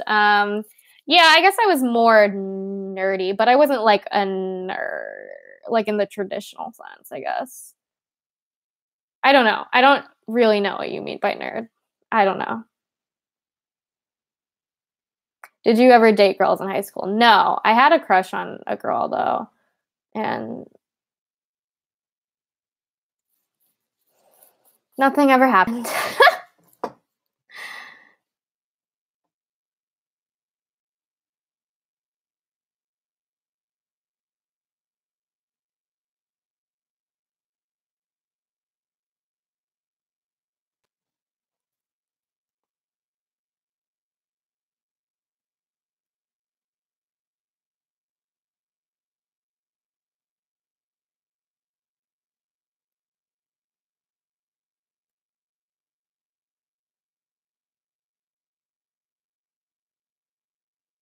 Now people are arguing about toxic masculinity in the comments. I love it. Do the dynamics in your relationship change depending on the other person's gender? Yes, I think they do. And it's important to be like aware of that. Because I think like if a dude were to try and tell me what to do, I would be like, "Are you no? Fuck no." I would be more resistant to that. I think because that is more of like I think that just is can replicate certain gender roles that I find toxic or I don't want to participate in. But if a girl was a little more like dominant, I would be okay with that. Yeah, gender does matter to me. Or even if a non-binary person was more dominant, I would be okay with that. I think it's different though.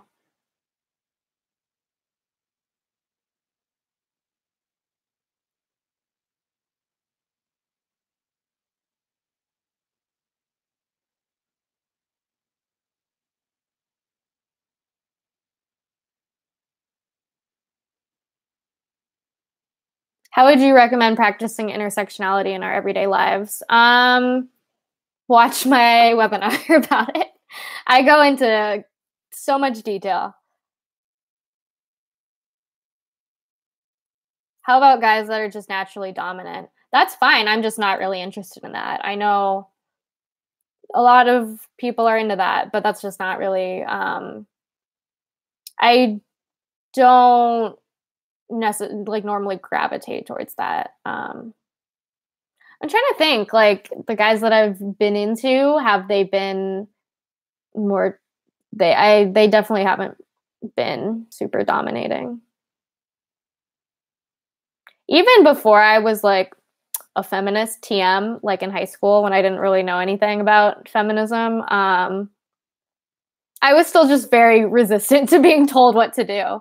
And I'm not like I'm not even dominant. Like I'm not even someone who needs to be in control of other people, but I'm very resistant to other people trying to like do that to me. Not dominating, just dominant. What is the difference? Not like a dom, but what is the difference in a traditional sense between being dominating and being dominant? Because they kind of seem like the same thing, but I don't know.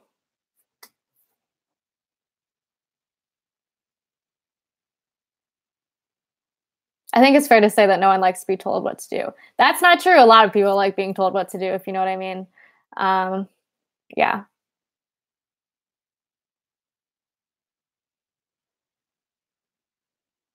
Have you ever been in a relationship with someone outside of the queer community who is maybe a little ignorant about it? High school, much of my high school experience. I wasn't very, very much not out in high school, and I wasn't even out to myself in high school. But yeah, like the first couple years of high school, I dated a guy who was Mormon, and it was weird because he had a lot of gay friends, and he was really like grappling with like his religion telling him that like being gay was wrong, and also like his experiences with gay people. I don't know. I definitely like called him out all the fucking time. But yeah, so I did date like a guy who was kind of not sure about his place in the Mormon community. There were a lot of Mormons that went to my high school. There was like a Mormon community.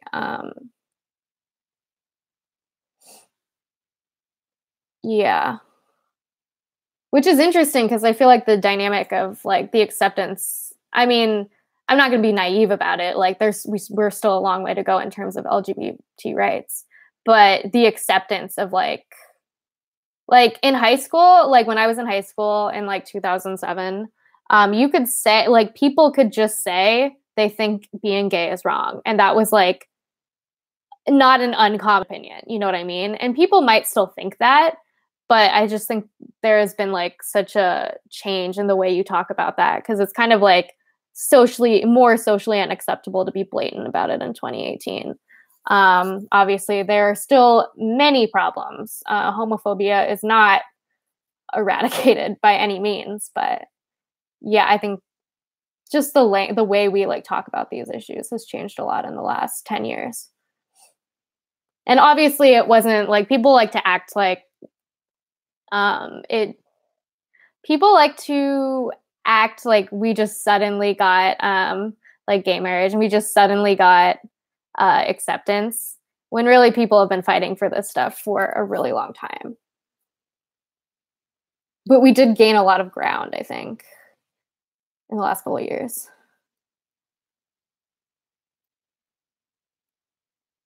What is compulsory heterosexuality? It's the idea that everyone is straight by default and you have to be straight. Just like most of my childhood and like high school experience, being like you're assumed to be straight and you have to be straight. The idea of like if you're in the closet and you have to perform heterosexuality kind of and pretend like, oh yeah, I'm definitely not interested in women. What are you talking about? Like,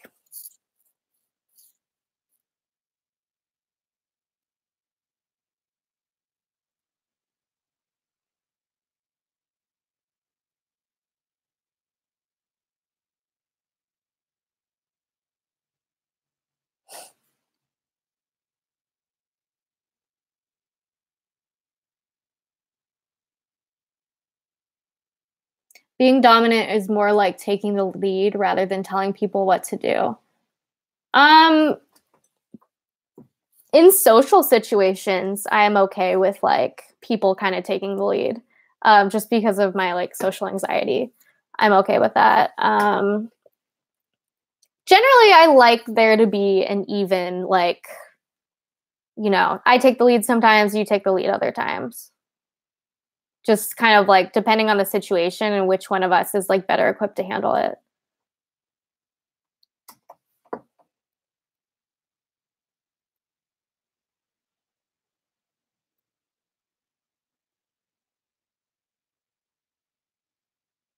Are you the dominant one in your relationships?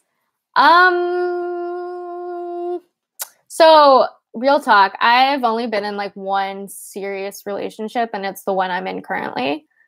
We've been together for 4 years now, since I was like 20. And so I can't say like, I think maybe in high school, like the people I dated were dominant, but that was more just like I didn't know what to do. In my current relationship, I think I'm more dominant though. Like slightly.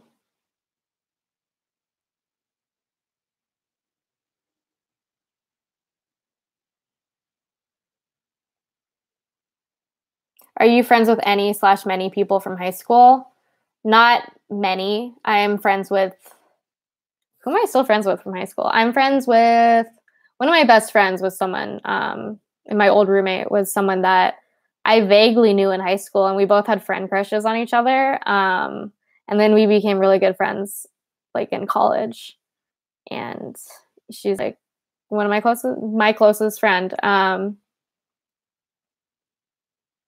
I was really close with someone I had a falling out with a couple years ago. My old roommate, not the roommate I just talked about, the roommate I just talked about came after my first roommate. And yeah. But we were friends for a long time after high school. Who am I? Oh, yeah. And then I have another good friend named Sam. I didn't name anyone else. I don't know. It's just getting hard to differentiate between all of these people when you just say, oh, I had a friend, and then this friend, and then this friend. We were close since like junior year of high school, and we're still friends. We just don't see each other as much. We only live an hour away from each other, but I don't have a car, so it's a distance.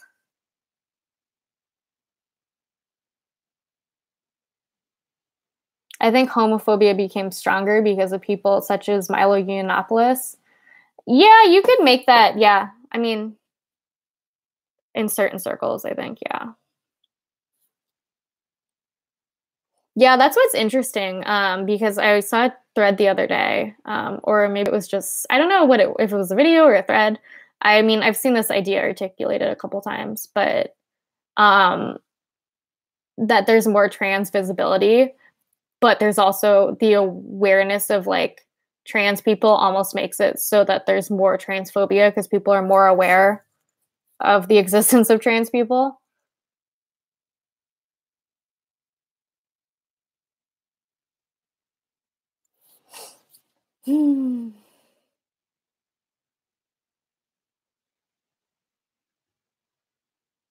Isn't Milo gay though? Yeah, but has a lot of internalized homophobia and he talks about it. You can be gay and homophobic. You can be a woman and sexist. There's living in an identity doesn't make you not prejudiced inherently.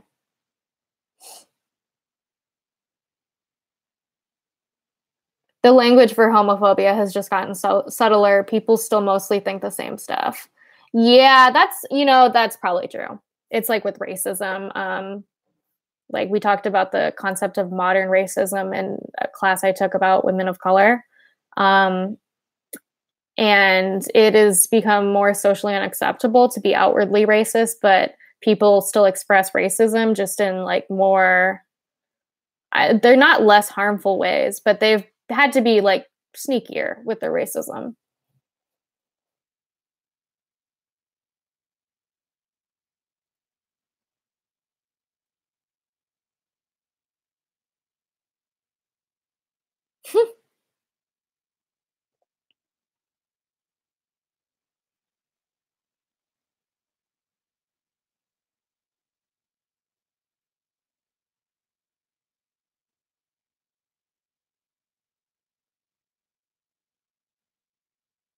Okay, why? I guess I don't have any mods here right now. I just got some great messages I found.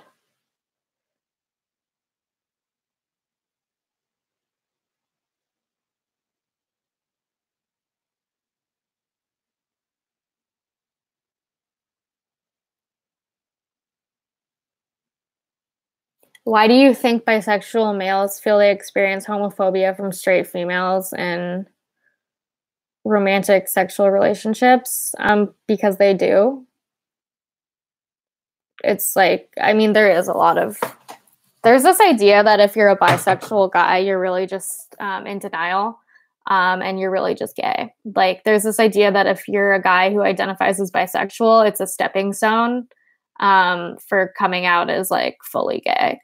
And with women, there's the idea that you're not really bisexual, you're really straight. So like either way, there's just this idea that there's no way you couldn't be attracted to men.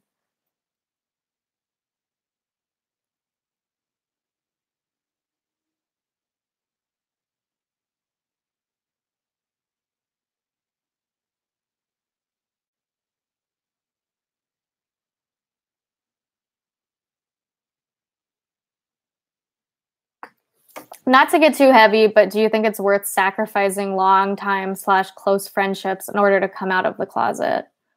I think you should come out when you feel safe and comfortable doing so. Just a disclaimer. Uh, but I think like friendships predicated on an aspect of your identity like that isn't your identity. Conditional friendships, like if you're not straight, we can't be friends, or we're gonna have issues. I don't think that's a true solid friendship. And it's just it sucks. I'm sorry. That's just a shitty situation to be in. But I also think that, I don't know. I think it is worth sacrificing friendships with people to come out, because there's no way to test friendship than when bigotry comes up. You know what I mean? Like, but they're not fully accepting you for you. So that is just inherently a problem. And even if you choose to maintain those friendships, that's still going to be like a concern in your mind.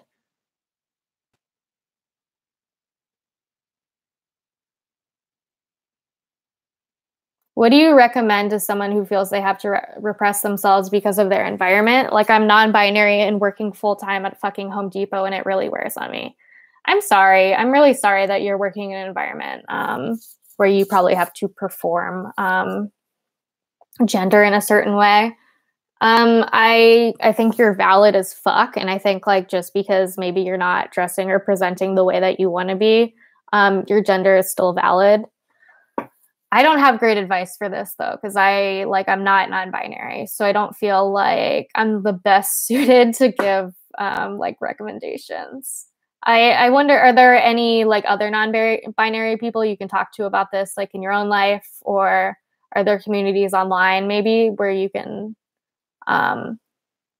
get a sense of like solidarity and like support? I would think that would be important.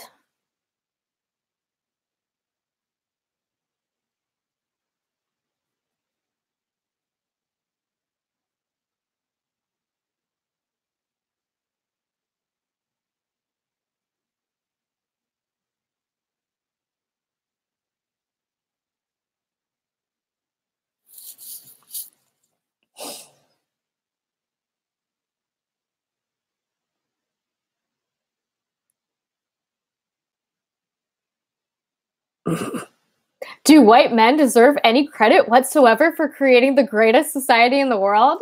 Yikes, dude. Goodbye. It's just like dog whistles for white supremacy. Is it even a dog whistle at that point? What do you think about Muslim feminists? Do you think a woman wearing a veil could be a feminist? Number one, I would probably seek out the perspectives of, Muslim or ex-Muslim feminists to talk about this. I think that feminism can be kind of Islamophobic and exclusionary to Muslim women who could, like, I don't know. I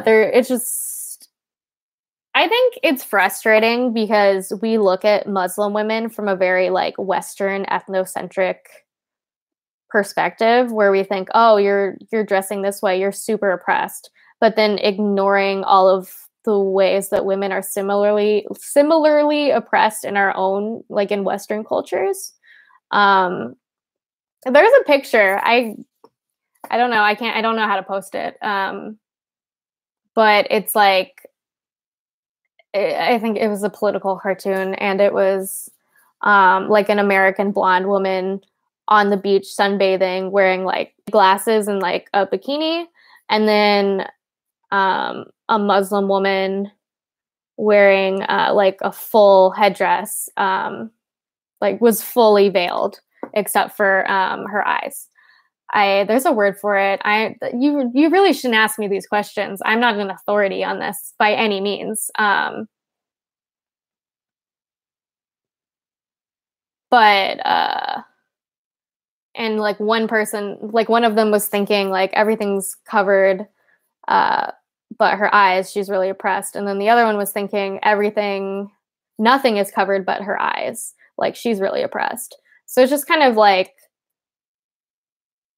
I don't like the argument either way that like you're necessarily oppressed.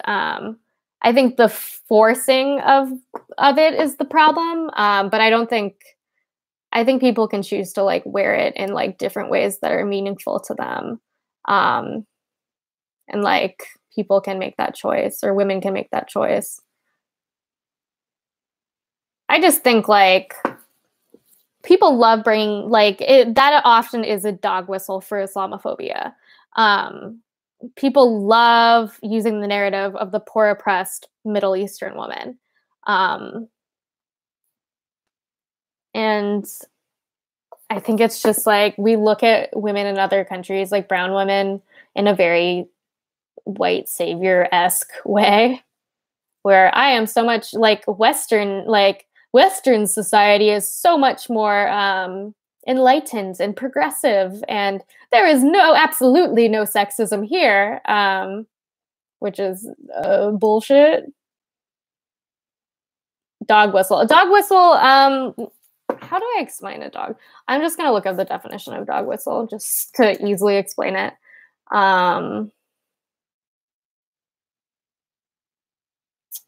So it's dog whistle politics is political messaging employing coded language that appears to mean one thing to the general population, but has additional, different, or more specific resonance for a specific group. So an example of that, I guess, would be like, what's a good example of that?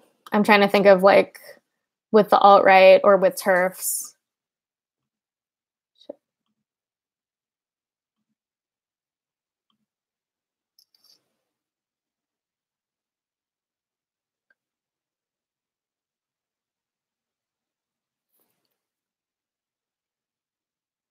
I think a good example of a dog whistle, um, so like a dog whistle with white nationalists, actually just calling yourself a white nationalist instead of a white supremacist is kind of, it's a rebranding. I think it's based on like taking these toxic ideas at their core and rebranding them to be more palatable to mainstream audiences. So when white nationalists talk about how they're worried about the white race dying out, that's a dog whistle for white supremacy and wanting to like. It's just very like Hitler-esque.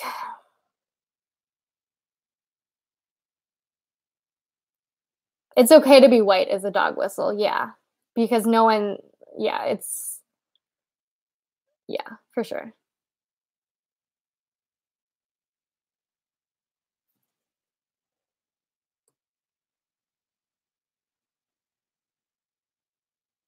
Saying anything that coincidentally appeals to a fringe ideology will be called a dog whistle, whether intentional or not. I think that is true.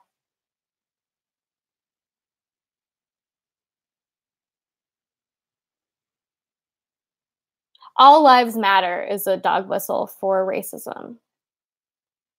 Um, there are a lot of turf dog whistles. I'm trying to think. There are things that I see and I immediately like know that someone is a turf.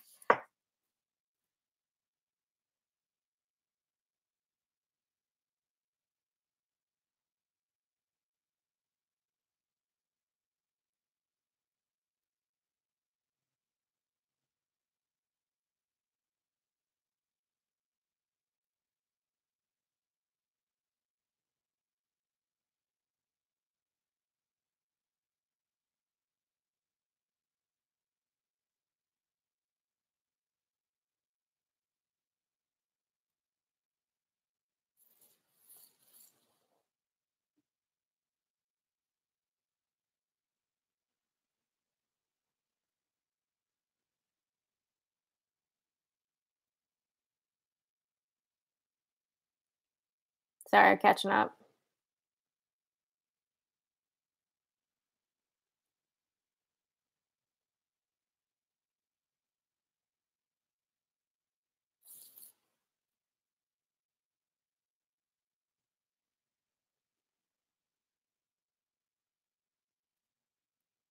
Calling someone a trans-identified male is a turf thing, or saying turf is a slur is obviously a turf thing. Claiming to be gender critical. Yeah, those are all dog whistles for transphobia. Yeah, so they are phrases and like ways of speaking and terms and things that to the average population who doesn't really like know much about the group using them, they might seem harmless.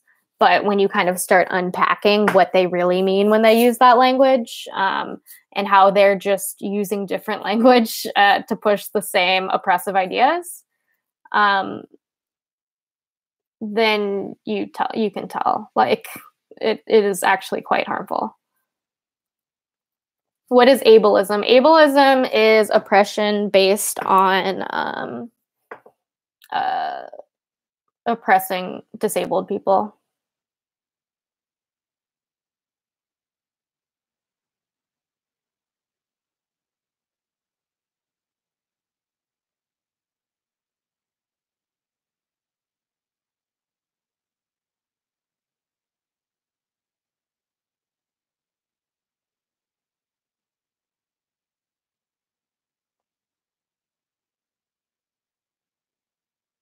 I recommend watching Pop Culture Detective's YouTube video on Newt's Scamander and a different kind of masculinity. Really good representation of different ways of being masculine. I love Pop Culture Detective. I think he's doing really great work on masculinity. I recommend his channel highly.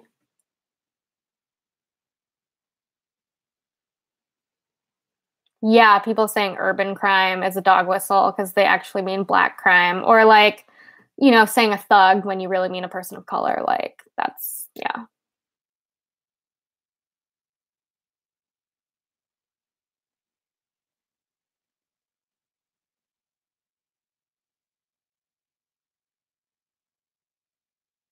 And some white people really have a hard time understanding and believing that racism is as important or prevalent as people say it is when it doesn't affect them and when it's not extremely overt.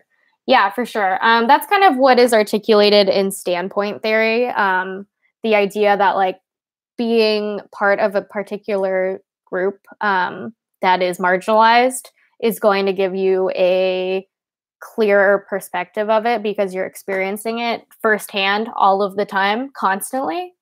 Um, however, also like just because you like live your life in that identity, it's like doesn't ensure that you have a good political analysis of it. You know what I mean? Like you definitely see that like with Kanye. So you need like a solid political analysis and also like that experience and that perspective.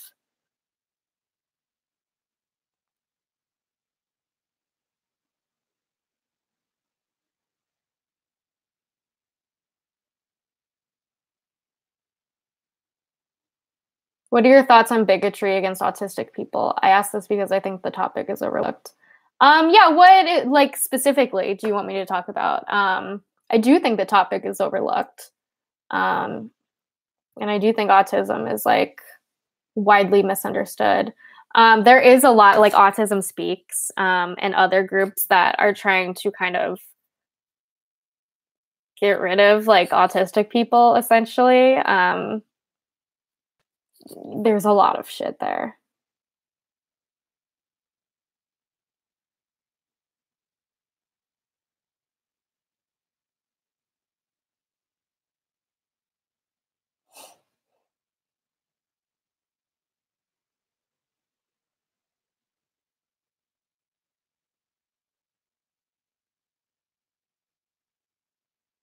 Ableism is acting like everyone has the same physical capacities and refusing anything that could help disabled people. Yes.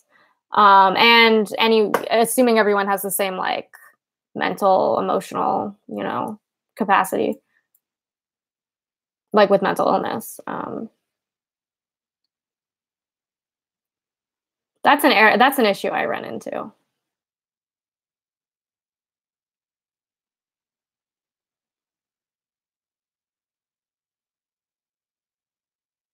Eugenicism speaks. Yeah. Yeah, so Autism Speaks kind of advocates for the eradication of autism. And a lot of autistic people have spoken up saying that they find it like incredibly offensive and harmful. Because there is like the idea of, I don't know why I did the like money, neurodiversity, and the idea that like different ways of thinking and different um,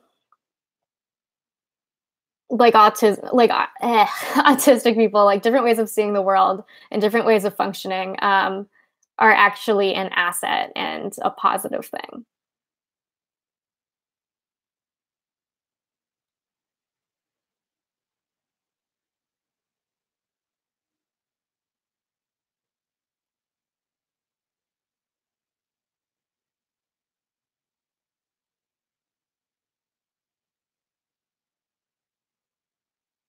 Specifically, school systems not handing autistic students,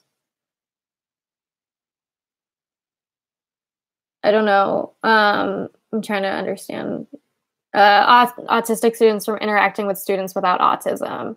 Is that a thing? Because that's awful. I know, like, there's definitely the separation of like people um, into special education programs. It's hard because like I definitely want if people like autistic people need like certain accommodations or like they have different like needs. I want them to be able to have that, but also like kind of segregating them from non-autistic people isn't great. I don't know. I just I don't know what the discourse on that is.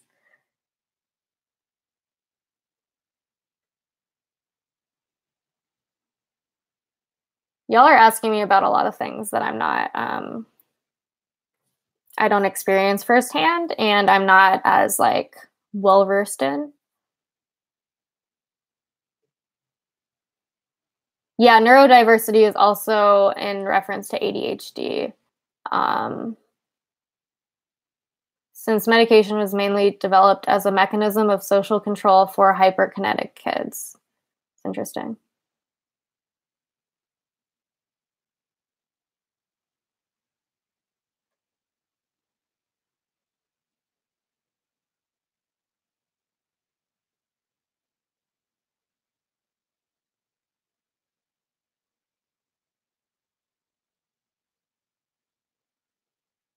I keep seeing the word neurodiversity. What does it mean? Google neurodiversity. There is a page that explains it really well. Hold on, let me find it.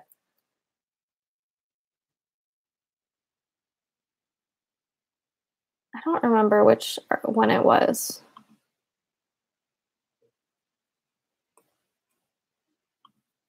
Is it not there anymore?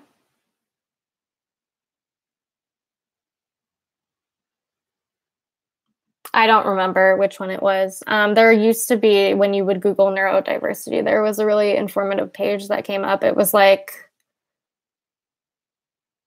is this it? Okay, I think this is the guy who coined neurodiversity. Unless I'm wrong, it's been a while. So yeah, when you look up neurodiversity on Google, scroll down, and it's from, I think it's this one, from Neurocosmopolitanism, Nick Walker's notes on neurodiversity, autism, and cognitive liberty. It's kind of complicated, and I haven't read it recently enough to be able to articulate it well. So I would definitely recommend looking at that because I'm not going to be able to do it justice.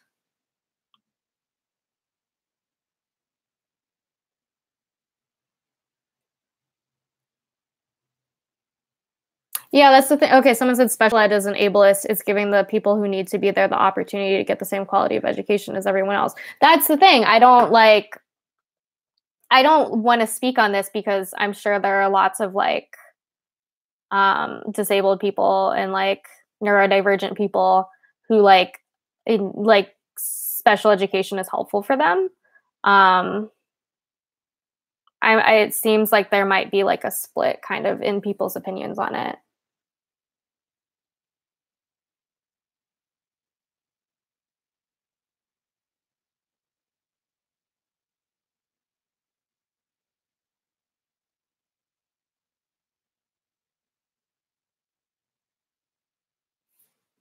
Okay, I see someone I think well-meaningly using person first language, like they put an asterisk and they said friends with autism. And I want to point out that the majority of the autistic community prefers using identity first language. So not everyone though. So if you know that like someone doesn't like identity first language, then don't use that on them. But yeah, there are a lot of like non-autistic people I think have kind of taught the idea in like, you know, with medical students and other like in special ed programs that you want to use person first language, but that is not like, that's not the norm. That's not like, I think the majority of autistic people prefer being called autistic instead of a person with autism.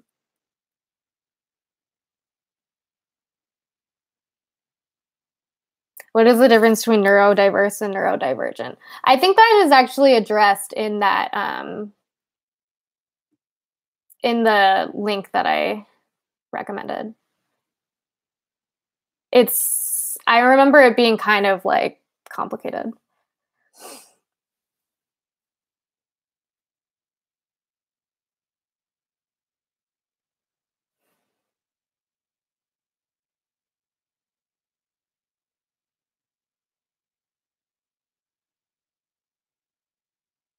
Oh, no worries. Yeah, that person said thanks for informing me. Yeah. No, I know it's just because like people who aren't super familiar with like the autistic community will like they'll be well-meaning because they've been taught to use person first language, and that's kind of a thing that gets when you like are hired for certain jobs, that's what you're taught. But yeah, it's largely a lot of like autistic people don't prefer that.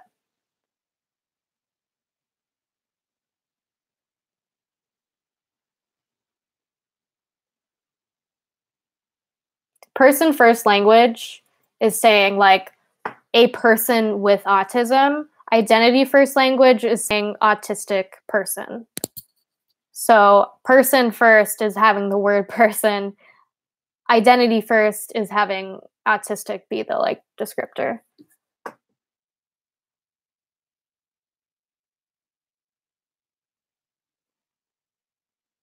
Do you still feel the same way about the Aziz Ansari situation? Have your views changed or have they been reaffirmed? I feel like people unfortunately let it pass and the conversation has stifled. Yeah, honestly, like that conversation, he like, I don't think that's going to hurt his career. I think I don't know if he's talked about it anymore, but I think my opinions are largely the same, that it's fucked. I don't know. Yeah, I think people were talking about the whole Aziz Ansari situation in really not great ways. Like really in ways that kind of fed into rape culture, IMO.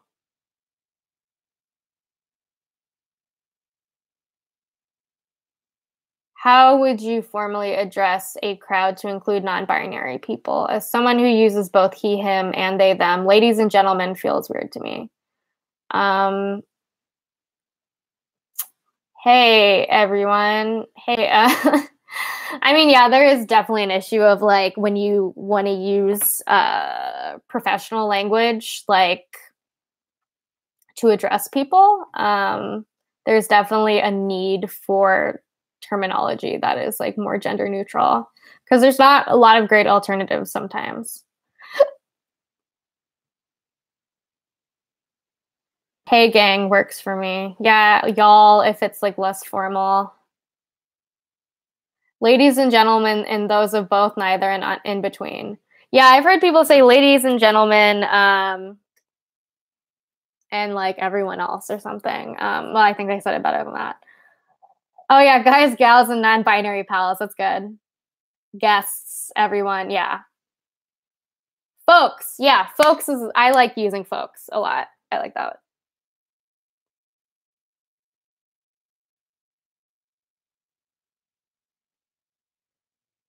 So when we were talking about person first language, someone said, so a black person versus a person who's black. It's different, I think.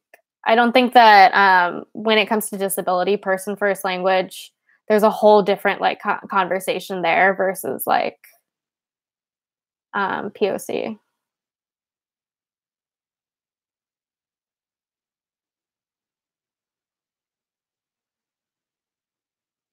I guess the equivalent for like race would be a black person versus like African American, maybe. I don't know. I don't know if that's a great example.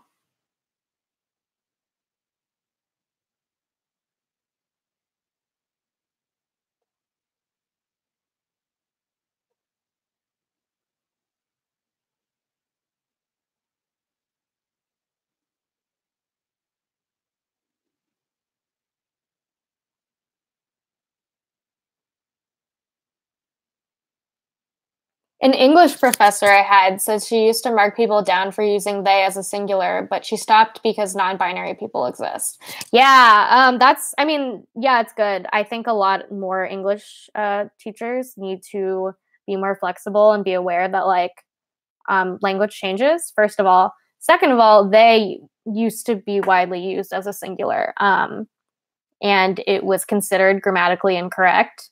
So when teachers say that they is incorrect, it's both like being inflexible and ignoring the way that language evolves, but it's also ignoring the history of like the way we use pronouns. Yeah, you know, I think if I generally am like, I don't care if you think this is grammatically incorrect because I disagree. Um, and I'm gonna use they regardless.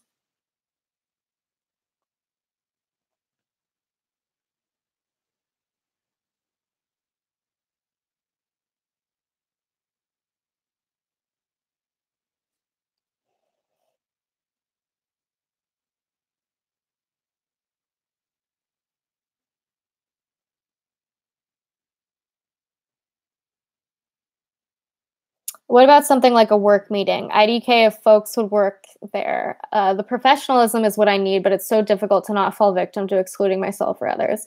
That's what's hard. I think there's like this idea that being inclusive, like non-binary people, is like unprofessional. Maybe because you're working with like older people who are less like um, familiar with that and less maybe open to that. Um, yeah, I don't know. I think people have had some good, other than folks, people have had some good suggestions in the chat.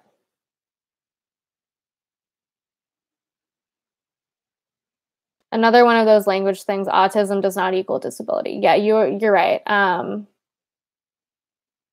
Yeah, sorry if I used that interchangeably.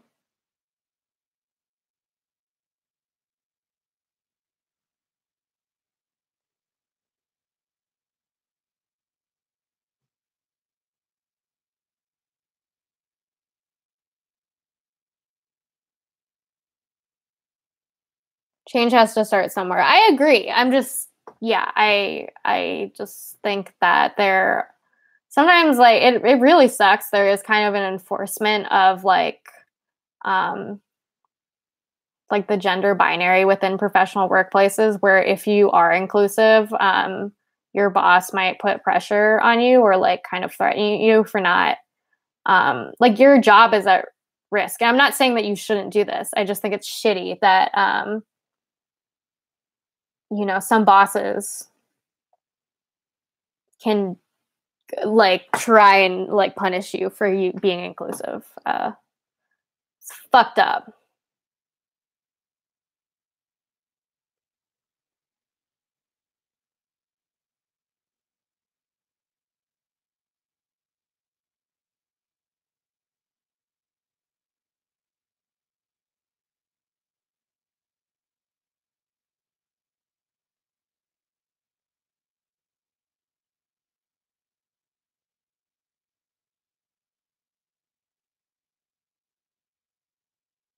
Singular, they literally happens in everyday use of English all the time. Yep.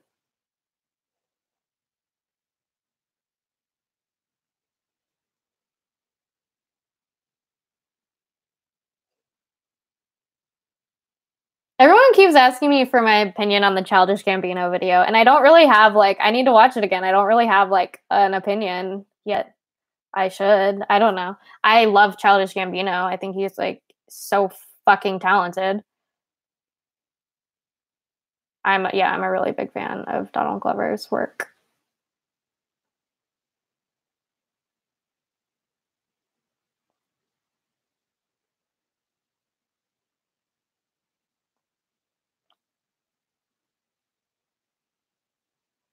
Okay. See, that's okay. Like, not every autistic person is the same.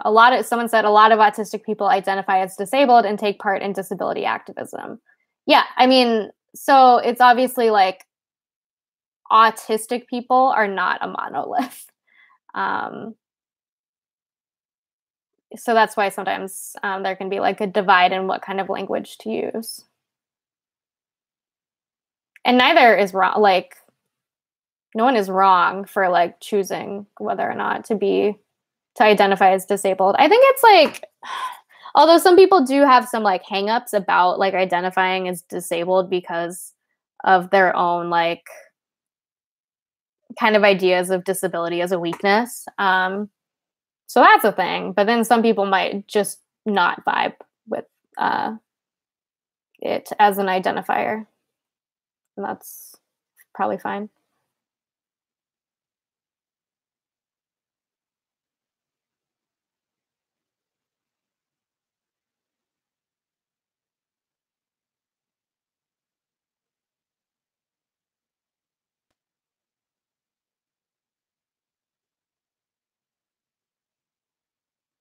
I think like attack helicopter memes have really made us take a huge step back in non-binary acceptance. Yeah, I kind of brought this up earlier. You know, there's a lot more like non-binary visibility, not enough, but kind of with the increased visibility comes increased discrimination.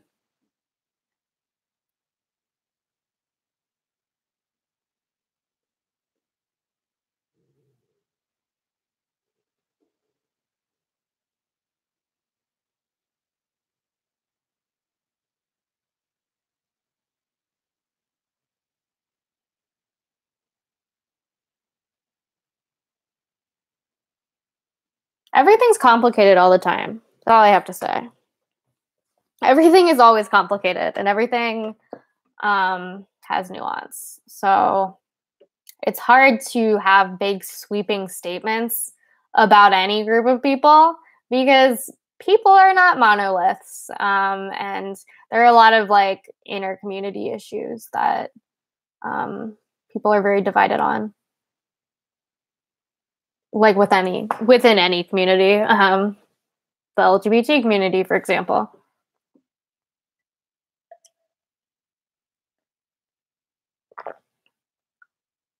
Marina, did you see Donald Glover on SNL? I saw which one did I watch? I watched a Kanye place. It's pretty funny.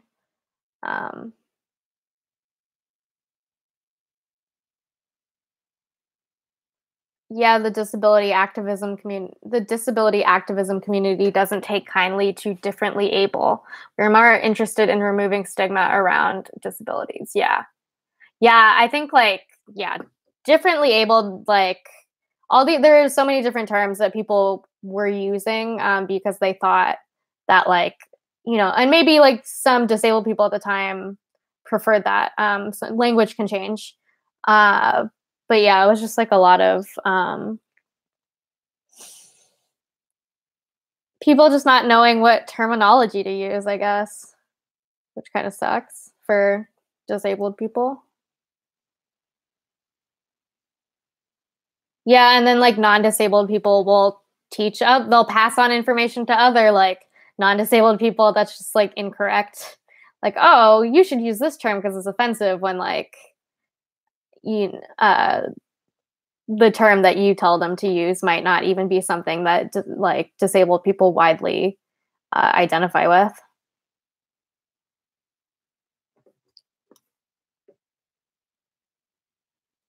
Please never miss. Okay, this is at someone else in the chat. I don't know what happened.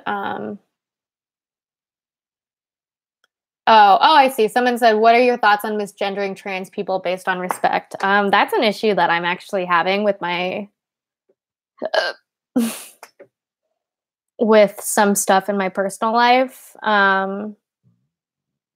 Someone who I'm trying to be vague about this. Someone who I was friends with and close with for a while, who was non-binary and used they them pronouns. I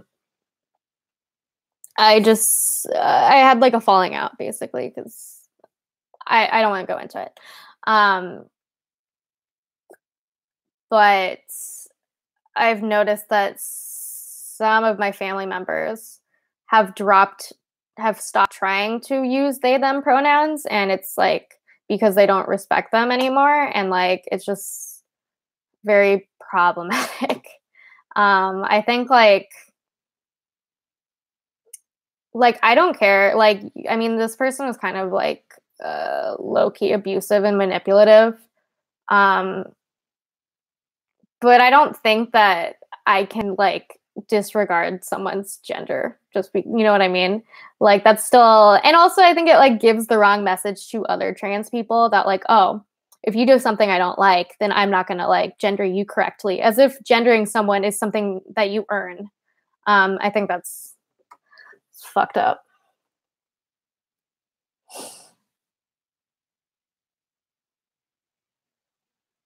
Yeah, you can't just decide. It's like obviously someone can like be real fucked up as a person and unethical, but you don't get to decide whether or not like you can't be like, well, you were shitty, so I'll be transphobic to you. It's like, it's like when you do something or someone's in the wrong, and then the person who was wronged immediately resorts to racism or something or sexism. Um, Even if that other person was in the wrong, like you don't get to do that because automatically you're in the wrong. Yeah, people like I think a lot of the time when there's especially with road rage, like if like a person of color cuts someone off, like oftentimes the first thing the person who was cut off will do is like say something racist, which I have with my family have like witnessed. Ooh.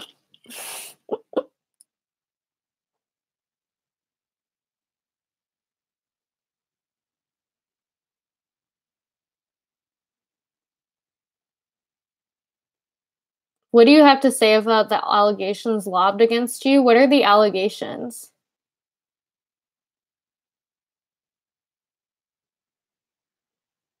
Oh, wrong chat. Okay.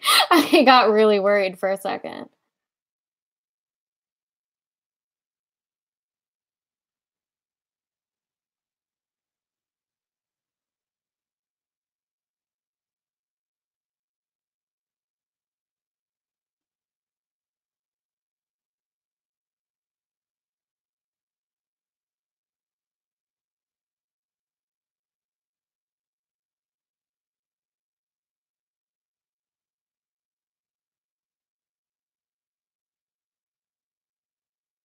Is it okay for a trans politician to run as a woman without telling people she's trans? Why wouldn't that be okay?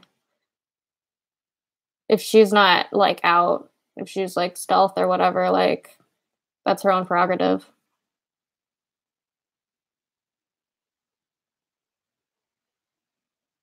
I'm quiet right now, sorry.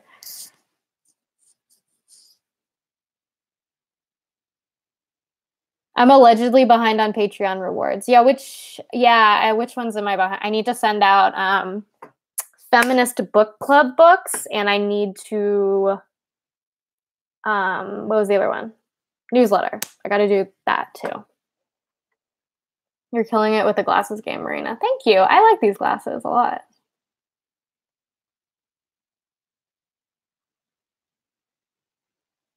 Like if she's saying first female politician. Okay, this is going back to the question that this person had was about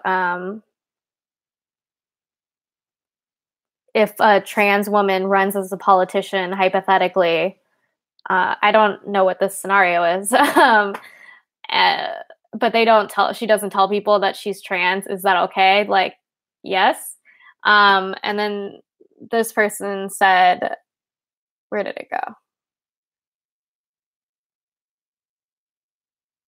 Saying first female politician. I think it's kind of like frustrating the way that like some people police the word female or male, because those are heavily gendered words. We use like the way that we use male and female. Some people use them synonymously with like man and woman. So we use them more in a gendered way.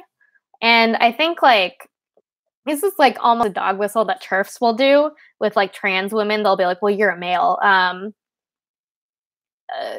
they'll be like, I'm saying it biologically, but ignoring all of the very gendered connotations that male and female have. So yeah, at this point, I think like calling someone like a trans woman male specifically, you're specifically like trying to underhandedly misgender them, because you can't like male and female are super gendered the way that they're used colloquially. So it just kind of it becomes a dog whistle for TERFs.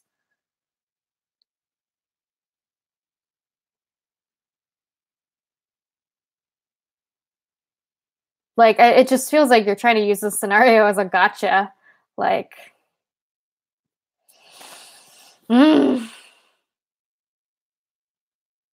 that kind of comes back to the trans identified male thing. It's just like it's very much like I'm not touching you of like transphobia. Like, oh, I'm not, misgendering you, even though I know that male has a highly gendered context, and you're not just using it biologically, and you're definitely using it as a way to sneakily misgender people.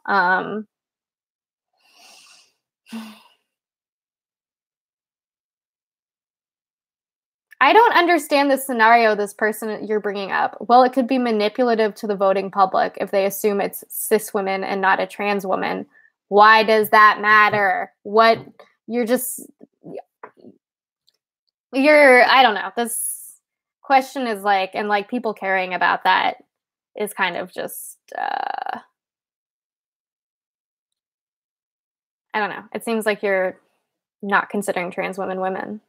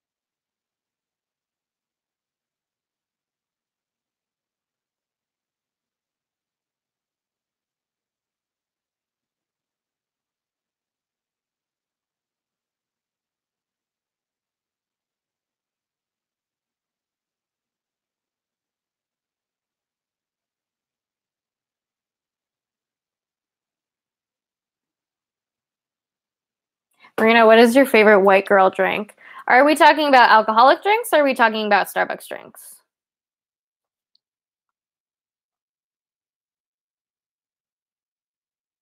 Okay, Fred's gonna be timed out.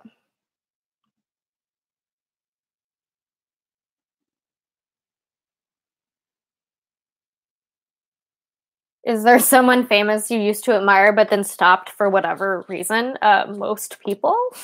So many, so many, so many. I'm trying to think of a big one. Oh, you know what? They're not like super mega famous, but so my favorite band used to be Brand New. They're kind of like an alternative, like pop punk emo-ish band. I don't know. They were my favorite like band in high school, and they like got me through some times, basically. And I like went and saw them and cried, and like it was really meaningful to me. And within like this year, the front man of the band was outed as someone who preyed on underage girls. So that was like it was. I just felt kind of like betrayed a little bit because also like when I was into them, I was an underage girl. You know what I mean? He was preying on people my exact age when I was into that band. So it just felt like really upsetting, but also like more so upsetting for the victims. But yeah, I was just like, I don't know. That was the most affected I felt by something like this. And I don't want to like, center myself in this because I am not like, I'm not like, obviously we should center like the victims in this scenario. But it's still like, is there space to like talk about like that kind of disappointment and like pain and having something that was like so important to you and like different points in your life? How do you make space for that, I guess, is my question.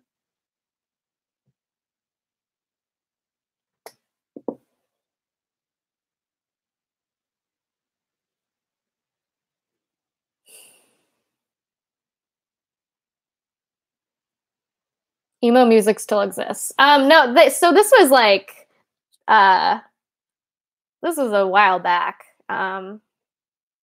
When I was in high school, but they existed like long before that. So they're like a bunch of like older guys now.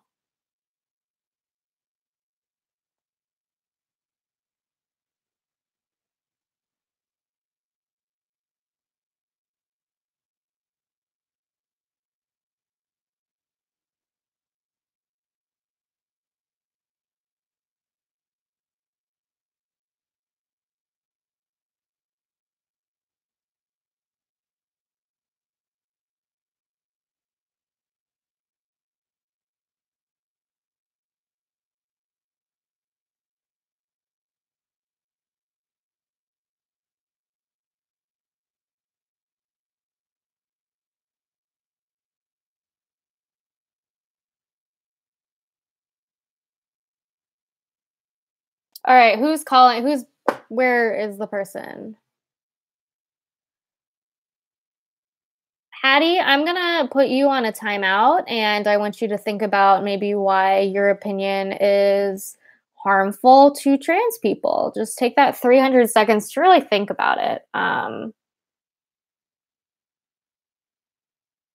Because it kind of seems like you're blaming trans people for not being out instead of questioning maybe like, why do we live in a society where being out is very dangerous?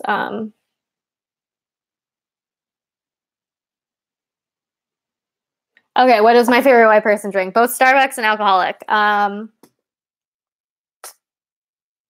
don't really like pumpkin spice lattes. They're fine, but they're not my favorite. I feel like any Starbucks drink is like a white girl drink. I like matcha lattes. Uh, what did I used to get? I used to get the like coconut milk mocha macchiato, some kind of situation. It was good. And what are white girl alcoholic drinks? Because I don't really know. I also just I don't like alcohol that much. I don't drink that much. Is matcha really that white, or did Starbucks appropriate matcha? Very true. Very true.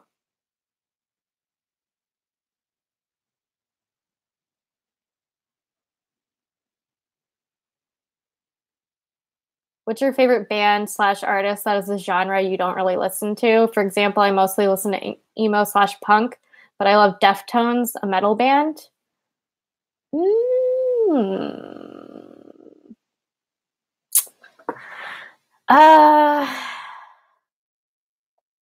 Trying to think.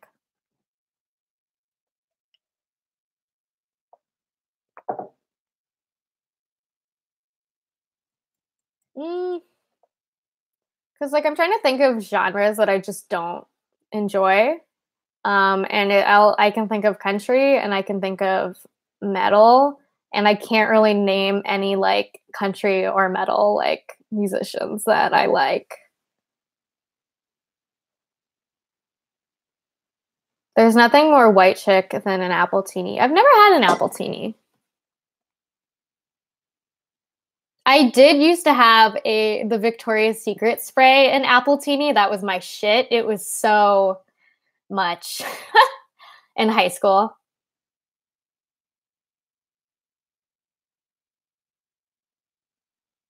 Do you play video games at all? If so, what games do you like? Right now I'm playing Super Mario Odyssey, but I can't play right now because I'm not at home, and the Switch is at home, and I'm sad.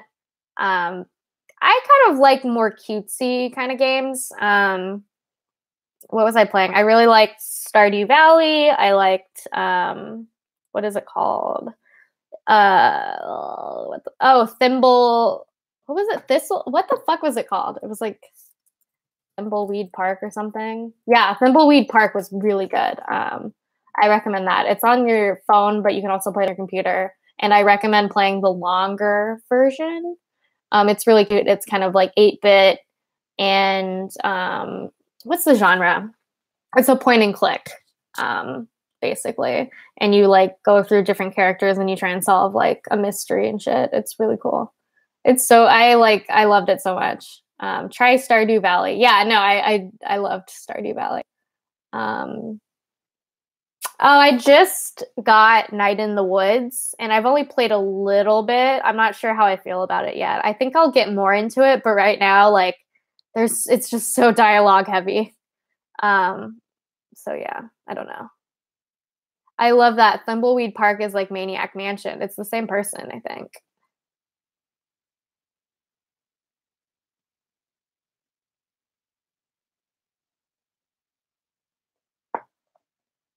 Oh, what else? I also I played Oxenfree. That was really good.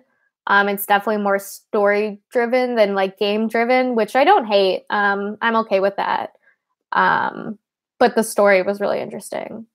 What was the other game I was playing? I'm trying to remember. I've played a lot of games recently that I kind of stopped playing. I was playing Starbound for a bit. I stopped playing that. I was playing Don't Starve, and I stopped playing that.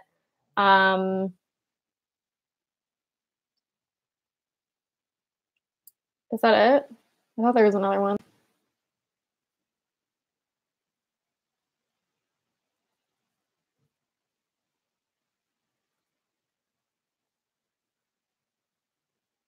I used to like Minecraft, but I always get bored. Games like that. So I kind of like survival games, but it's hard for me when there's zero dialogue or zero people to interact with. It gets very like isolating.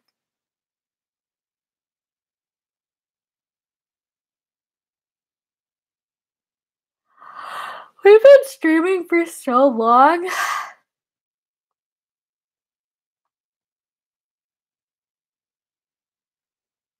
Yeah, there's supposed to be a new Minecraft update, right? I fucking think the creator of Minecraft is the worst, but I don't think he owns it anymore. Yeah, there's supposed to be, like, a big update that I actually, like I might start playing again. It's, like, the underwater update, so you can do, like, underwater stuff, which is cool.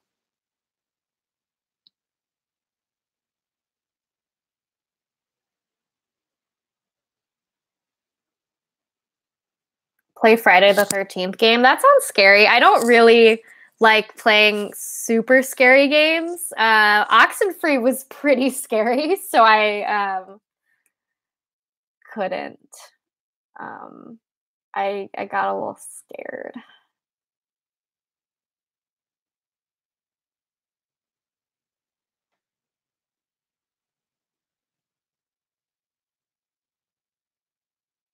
What's butterfly soup?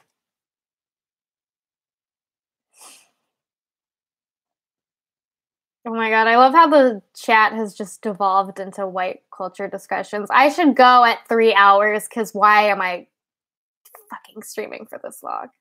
Because I'm bored. I have nothing to do.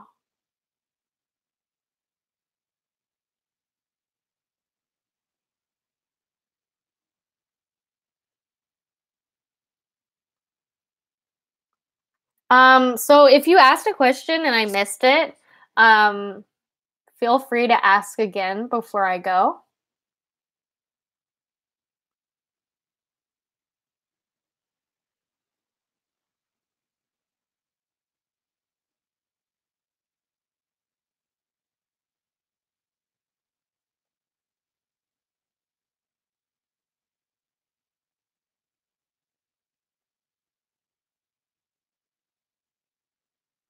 I'm sure my streaming style is kind of boring because I spend so much time like to pause and like read my comments.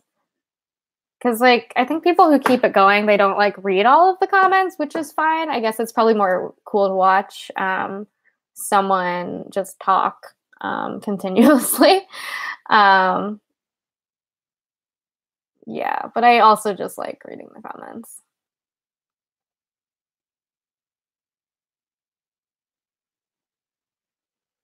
Bye, Patrick. I hope you feel better.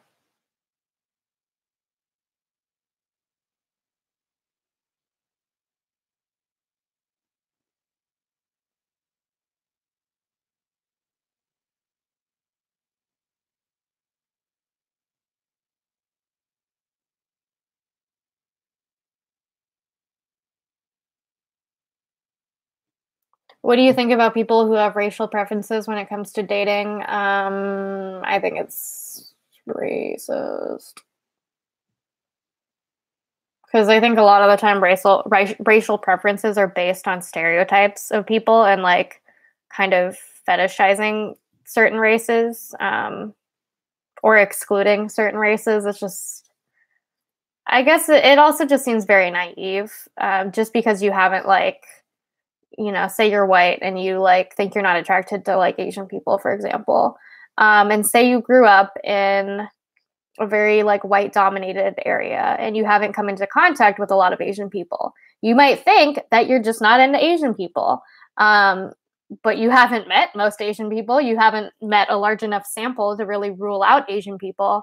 Um, so it just comes off as very naive too.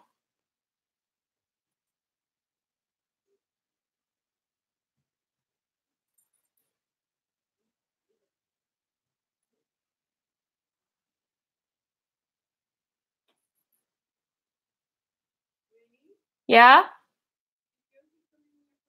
I don't know. I haven't been out.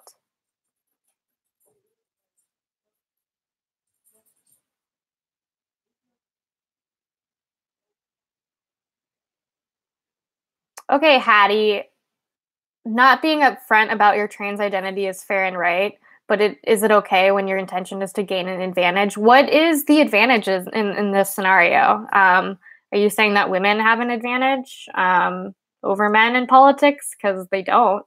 Um, this is just really predicated on the idea of like trans people like tricking you by not disclosing to every person they meet that they're trans. Um, how is that gaining an advantage? Ooh, It's not great. It's not a great way to think of it. That sounds like the racial version of you aren't a lesbian, you just haven't met the right guy yet. Yeah.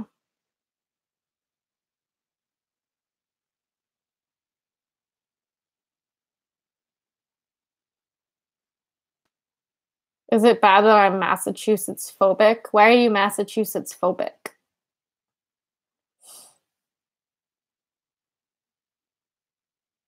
Nah, it's nice to actually be able to converse back and forth, even if it means you stop and read. I agree, because I like when I watch live streams, I like it when people like interact with my comments. Do you like sports? Do I look like I like sports? The sport that I sport the most, the sport that I like the most is tennis, and I played that in high school. And I was very average. I was very mediocre in every way. Wasn't competitive enough for it.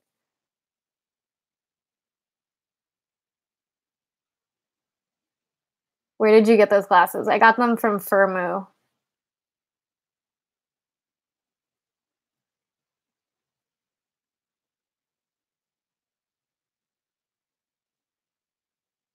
Oh, here we go. The last couple minutes of the stream.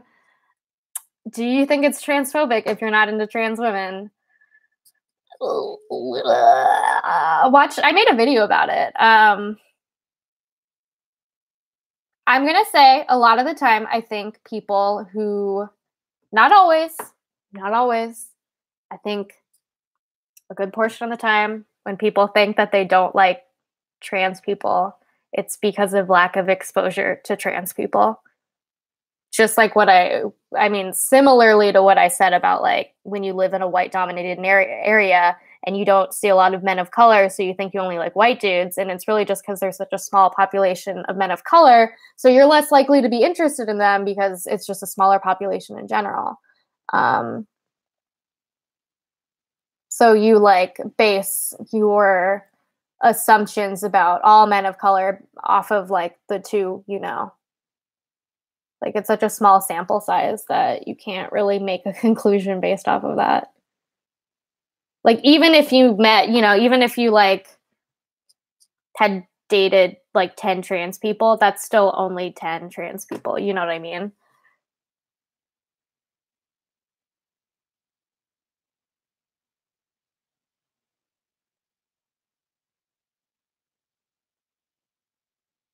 Have you ever specifically not dated someone you actually liked because they were trans? If yes, then yes. Lol, the end.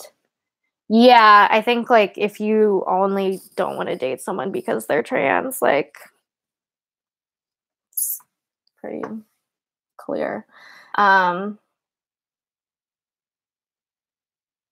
this stream, we love and support trans women. Yeah, we do.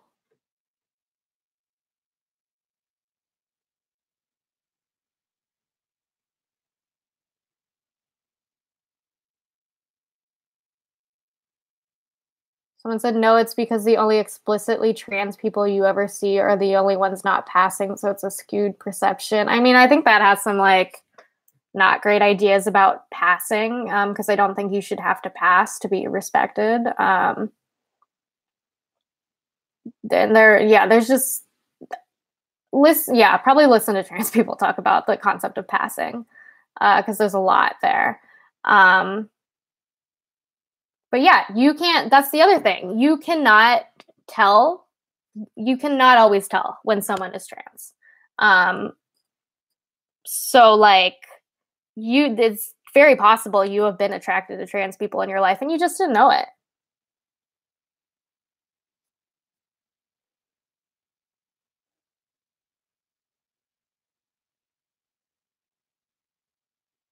I hate those genital focus model of sexuality. Yeah, exactly. Like you see how I just talked about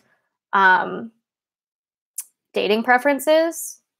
I didn't mention genitals once. I think like so many people are so focused on objectifying trans people and like just only seeing them as their genitals or whatever, and it's just really gross. There's such a like hyper focus on that. But what do I know? I'm just a bisexual, so I can't really talk about it. according to some LGBT plus advocates. That's some shade.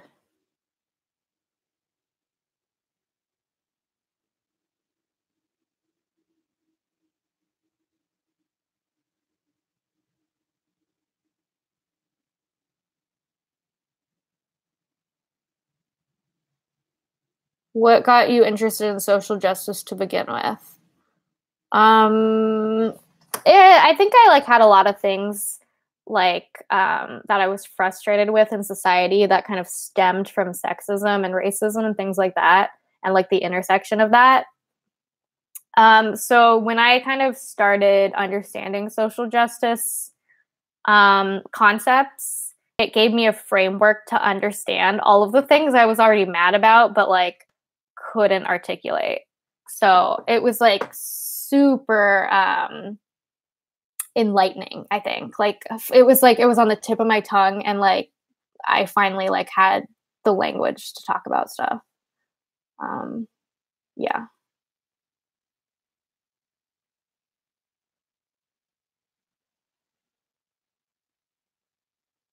It's true that cis people assume they aren't attracted to us because the only trans people they notice are those who don't fit their gendered body norms. Yeah, which is its own like kind of discrimination in itself. Like, I mean, it's like, yeah, like first off, you don't always know when people are trans. Second off, when people are like visibly like gender nonconforming or I guess you could say like not passing, which like is not, which is like a can be a problematic way of thing of it's like hard to talk about that, I guess, and I shouldn't really be the one talking about this, to be honest.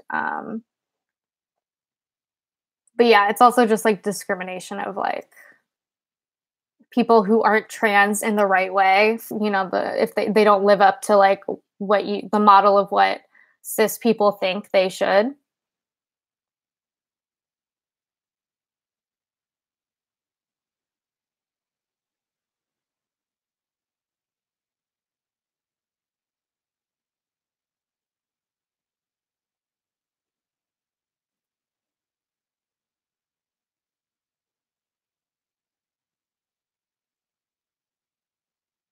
I'm gonna go in a sec, I promise.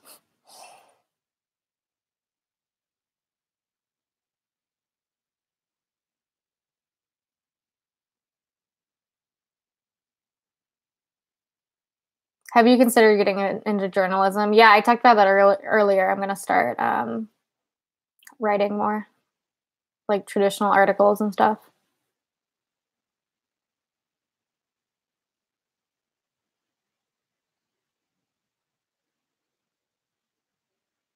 Okay. Someone asked if having a preference for trans people is fetishizing, and another person said, I'm skeptical of cis people who have a preference for trans people. I think it's definitely a red flag.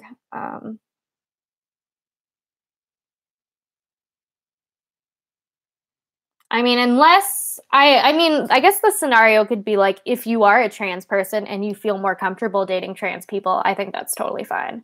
Um, but I think that's different. That's a different context.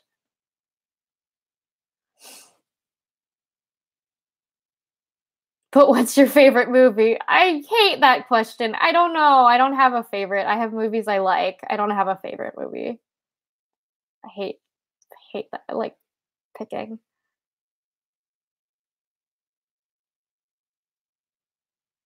Do you think there's a lot of parallels between disabled and trans experiences, especially when dealing with ignorance?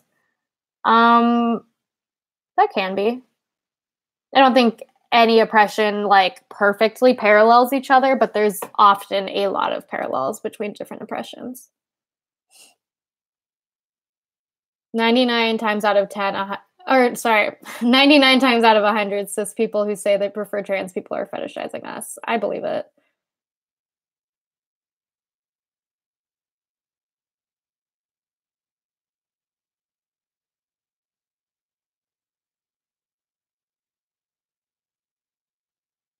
Did I watch The Revenant? No, I didn't.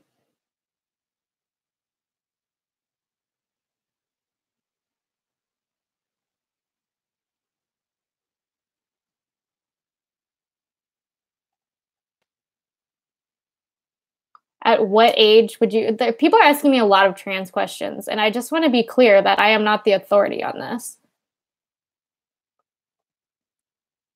At what age would you trust that someone is able to judge their gender at any age? What are the potential repercussions of treating your child as one gender and they turn out to be another? Maybe you should be questioning a system when that is why. Maybe you should be questioning the fact that we hold kids of different genders to very rigid standards, and we have specific sets of roles and like traits that we nurture them based on what we perceive their gender to be. So maybe you should be questioning the system of like the gender binary that kind of makes gender. I don't know how I want to say this. I'm tired. Yeah, I don't know. I think go along, like, I think you should be able to trust that children understand gender from a very young age.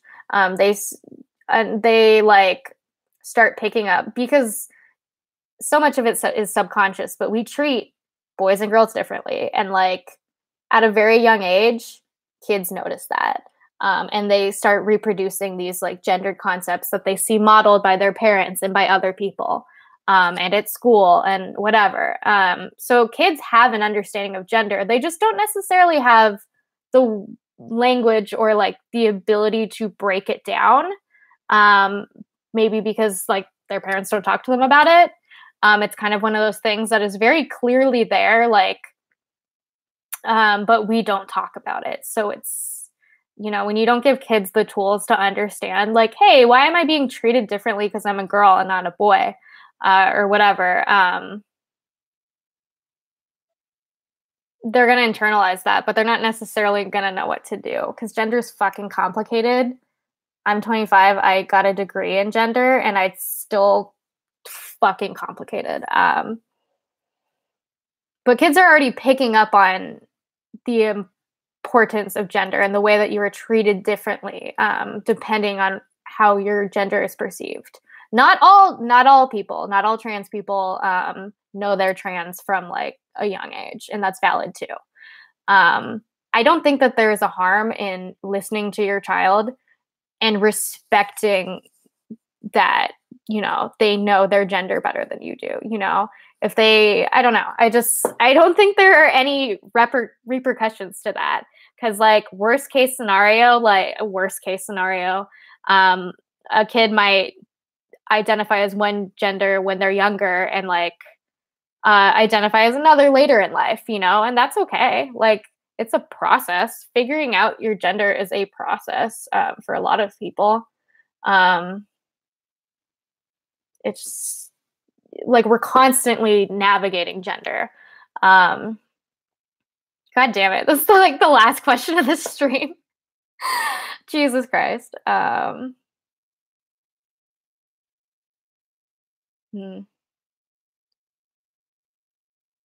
someone's recommending Julia Serrano to Hattie Baker, and I also recommend Julia Serrano.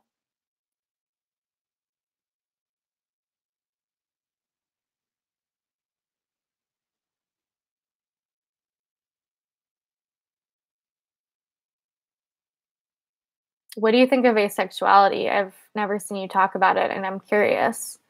I try to be inclusive of it, but I guess if I'm not talking about it enough, then that's not good. Yeah, I like don't love. There are a lot of like people in the LGBT community who are just very set on like telling asexual people that they like don't belong. And I don't get the investment and like spending too much time and energy on that. I think like, I don't know.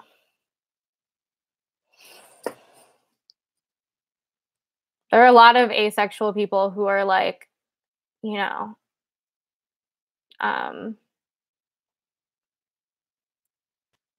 what's the word? Biromantic, or like, I don't know if homoromantic, is that a word that we use? I know some people don't like the term homosexual just because it's has been used clinically in like oppressive ways. So I don't know.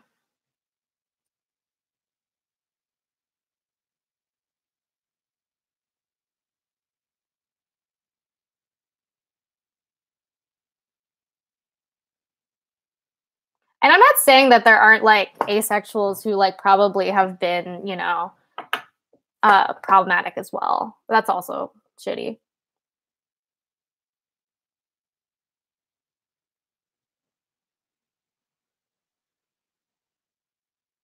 Aliens? I did see Alien recently. I really liked it. I mean, obviously there were some like it's very male gaze, but it was good. I also watched Jurassic Park for the first time. I also liked it.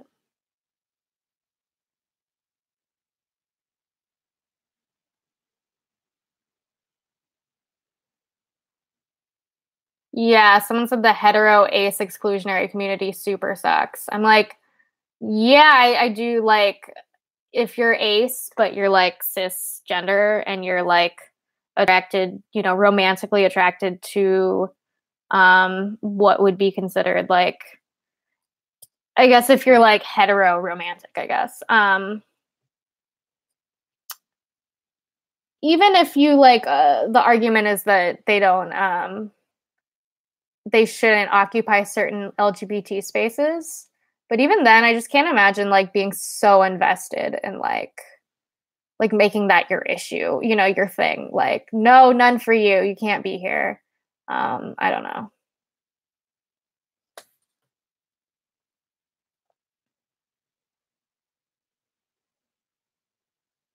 I'm gonna go.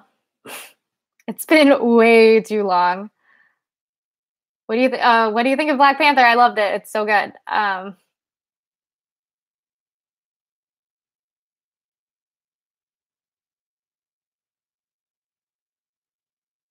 Mm,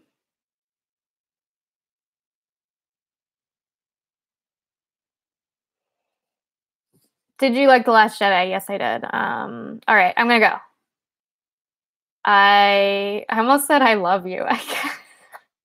I love you. All right. Everyone have a good night, good morning, good evening. I don't know what time it is there. Thank you for joining me and putting up with my bullshit. All right. Bye.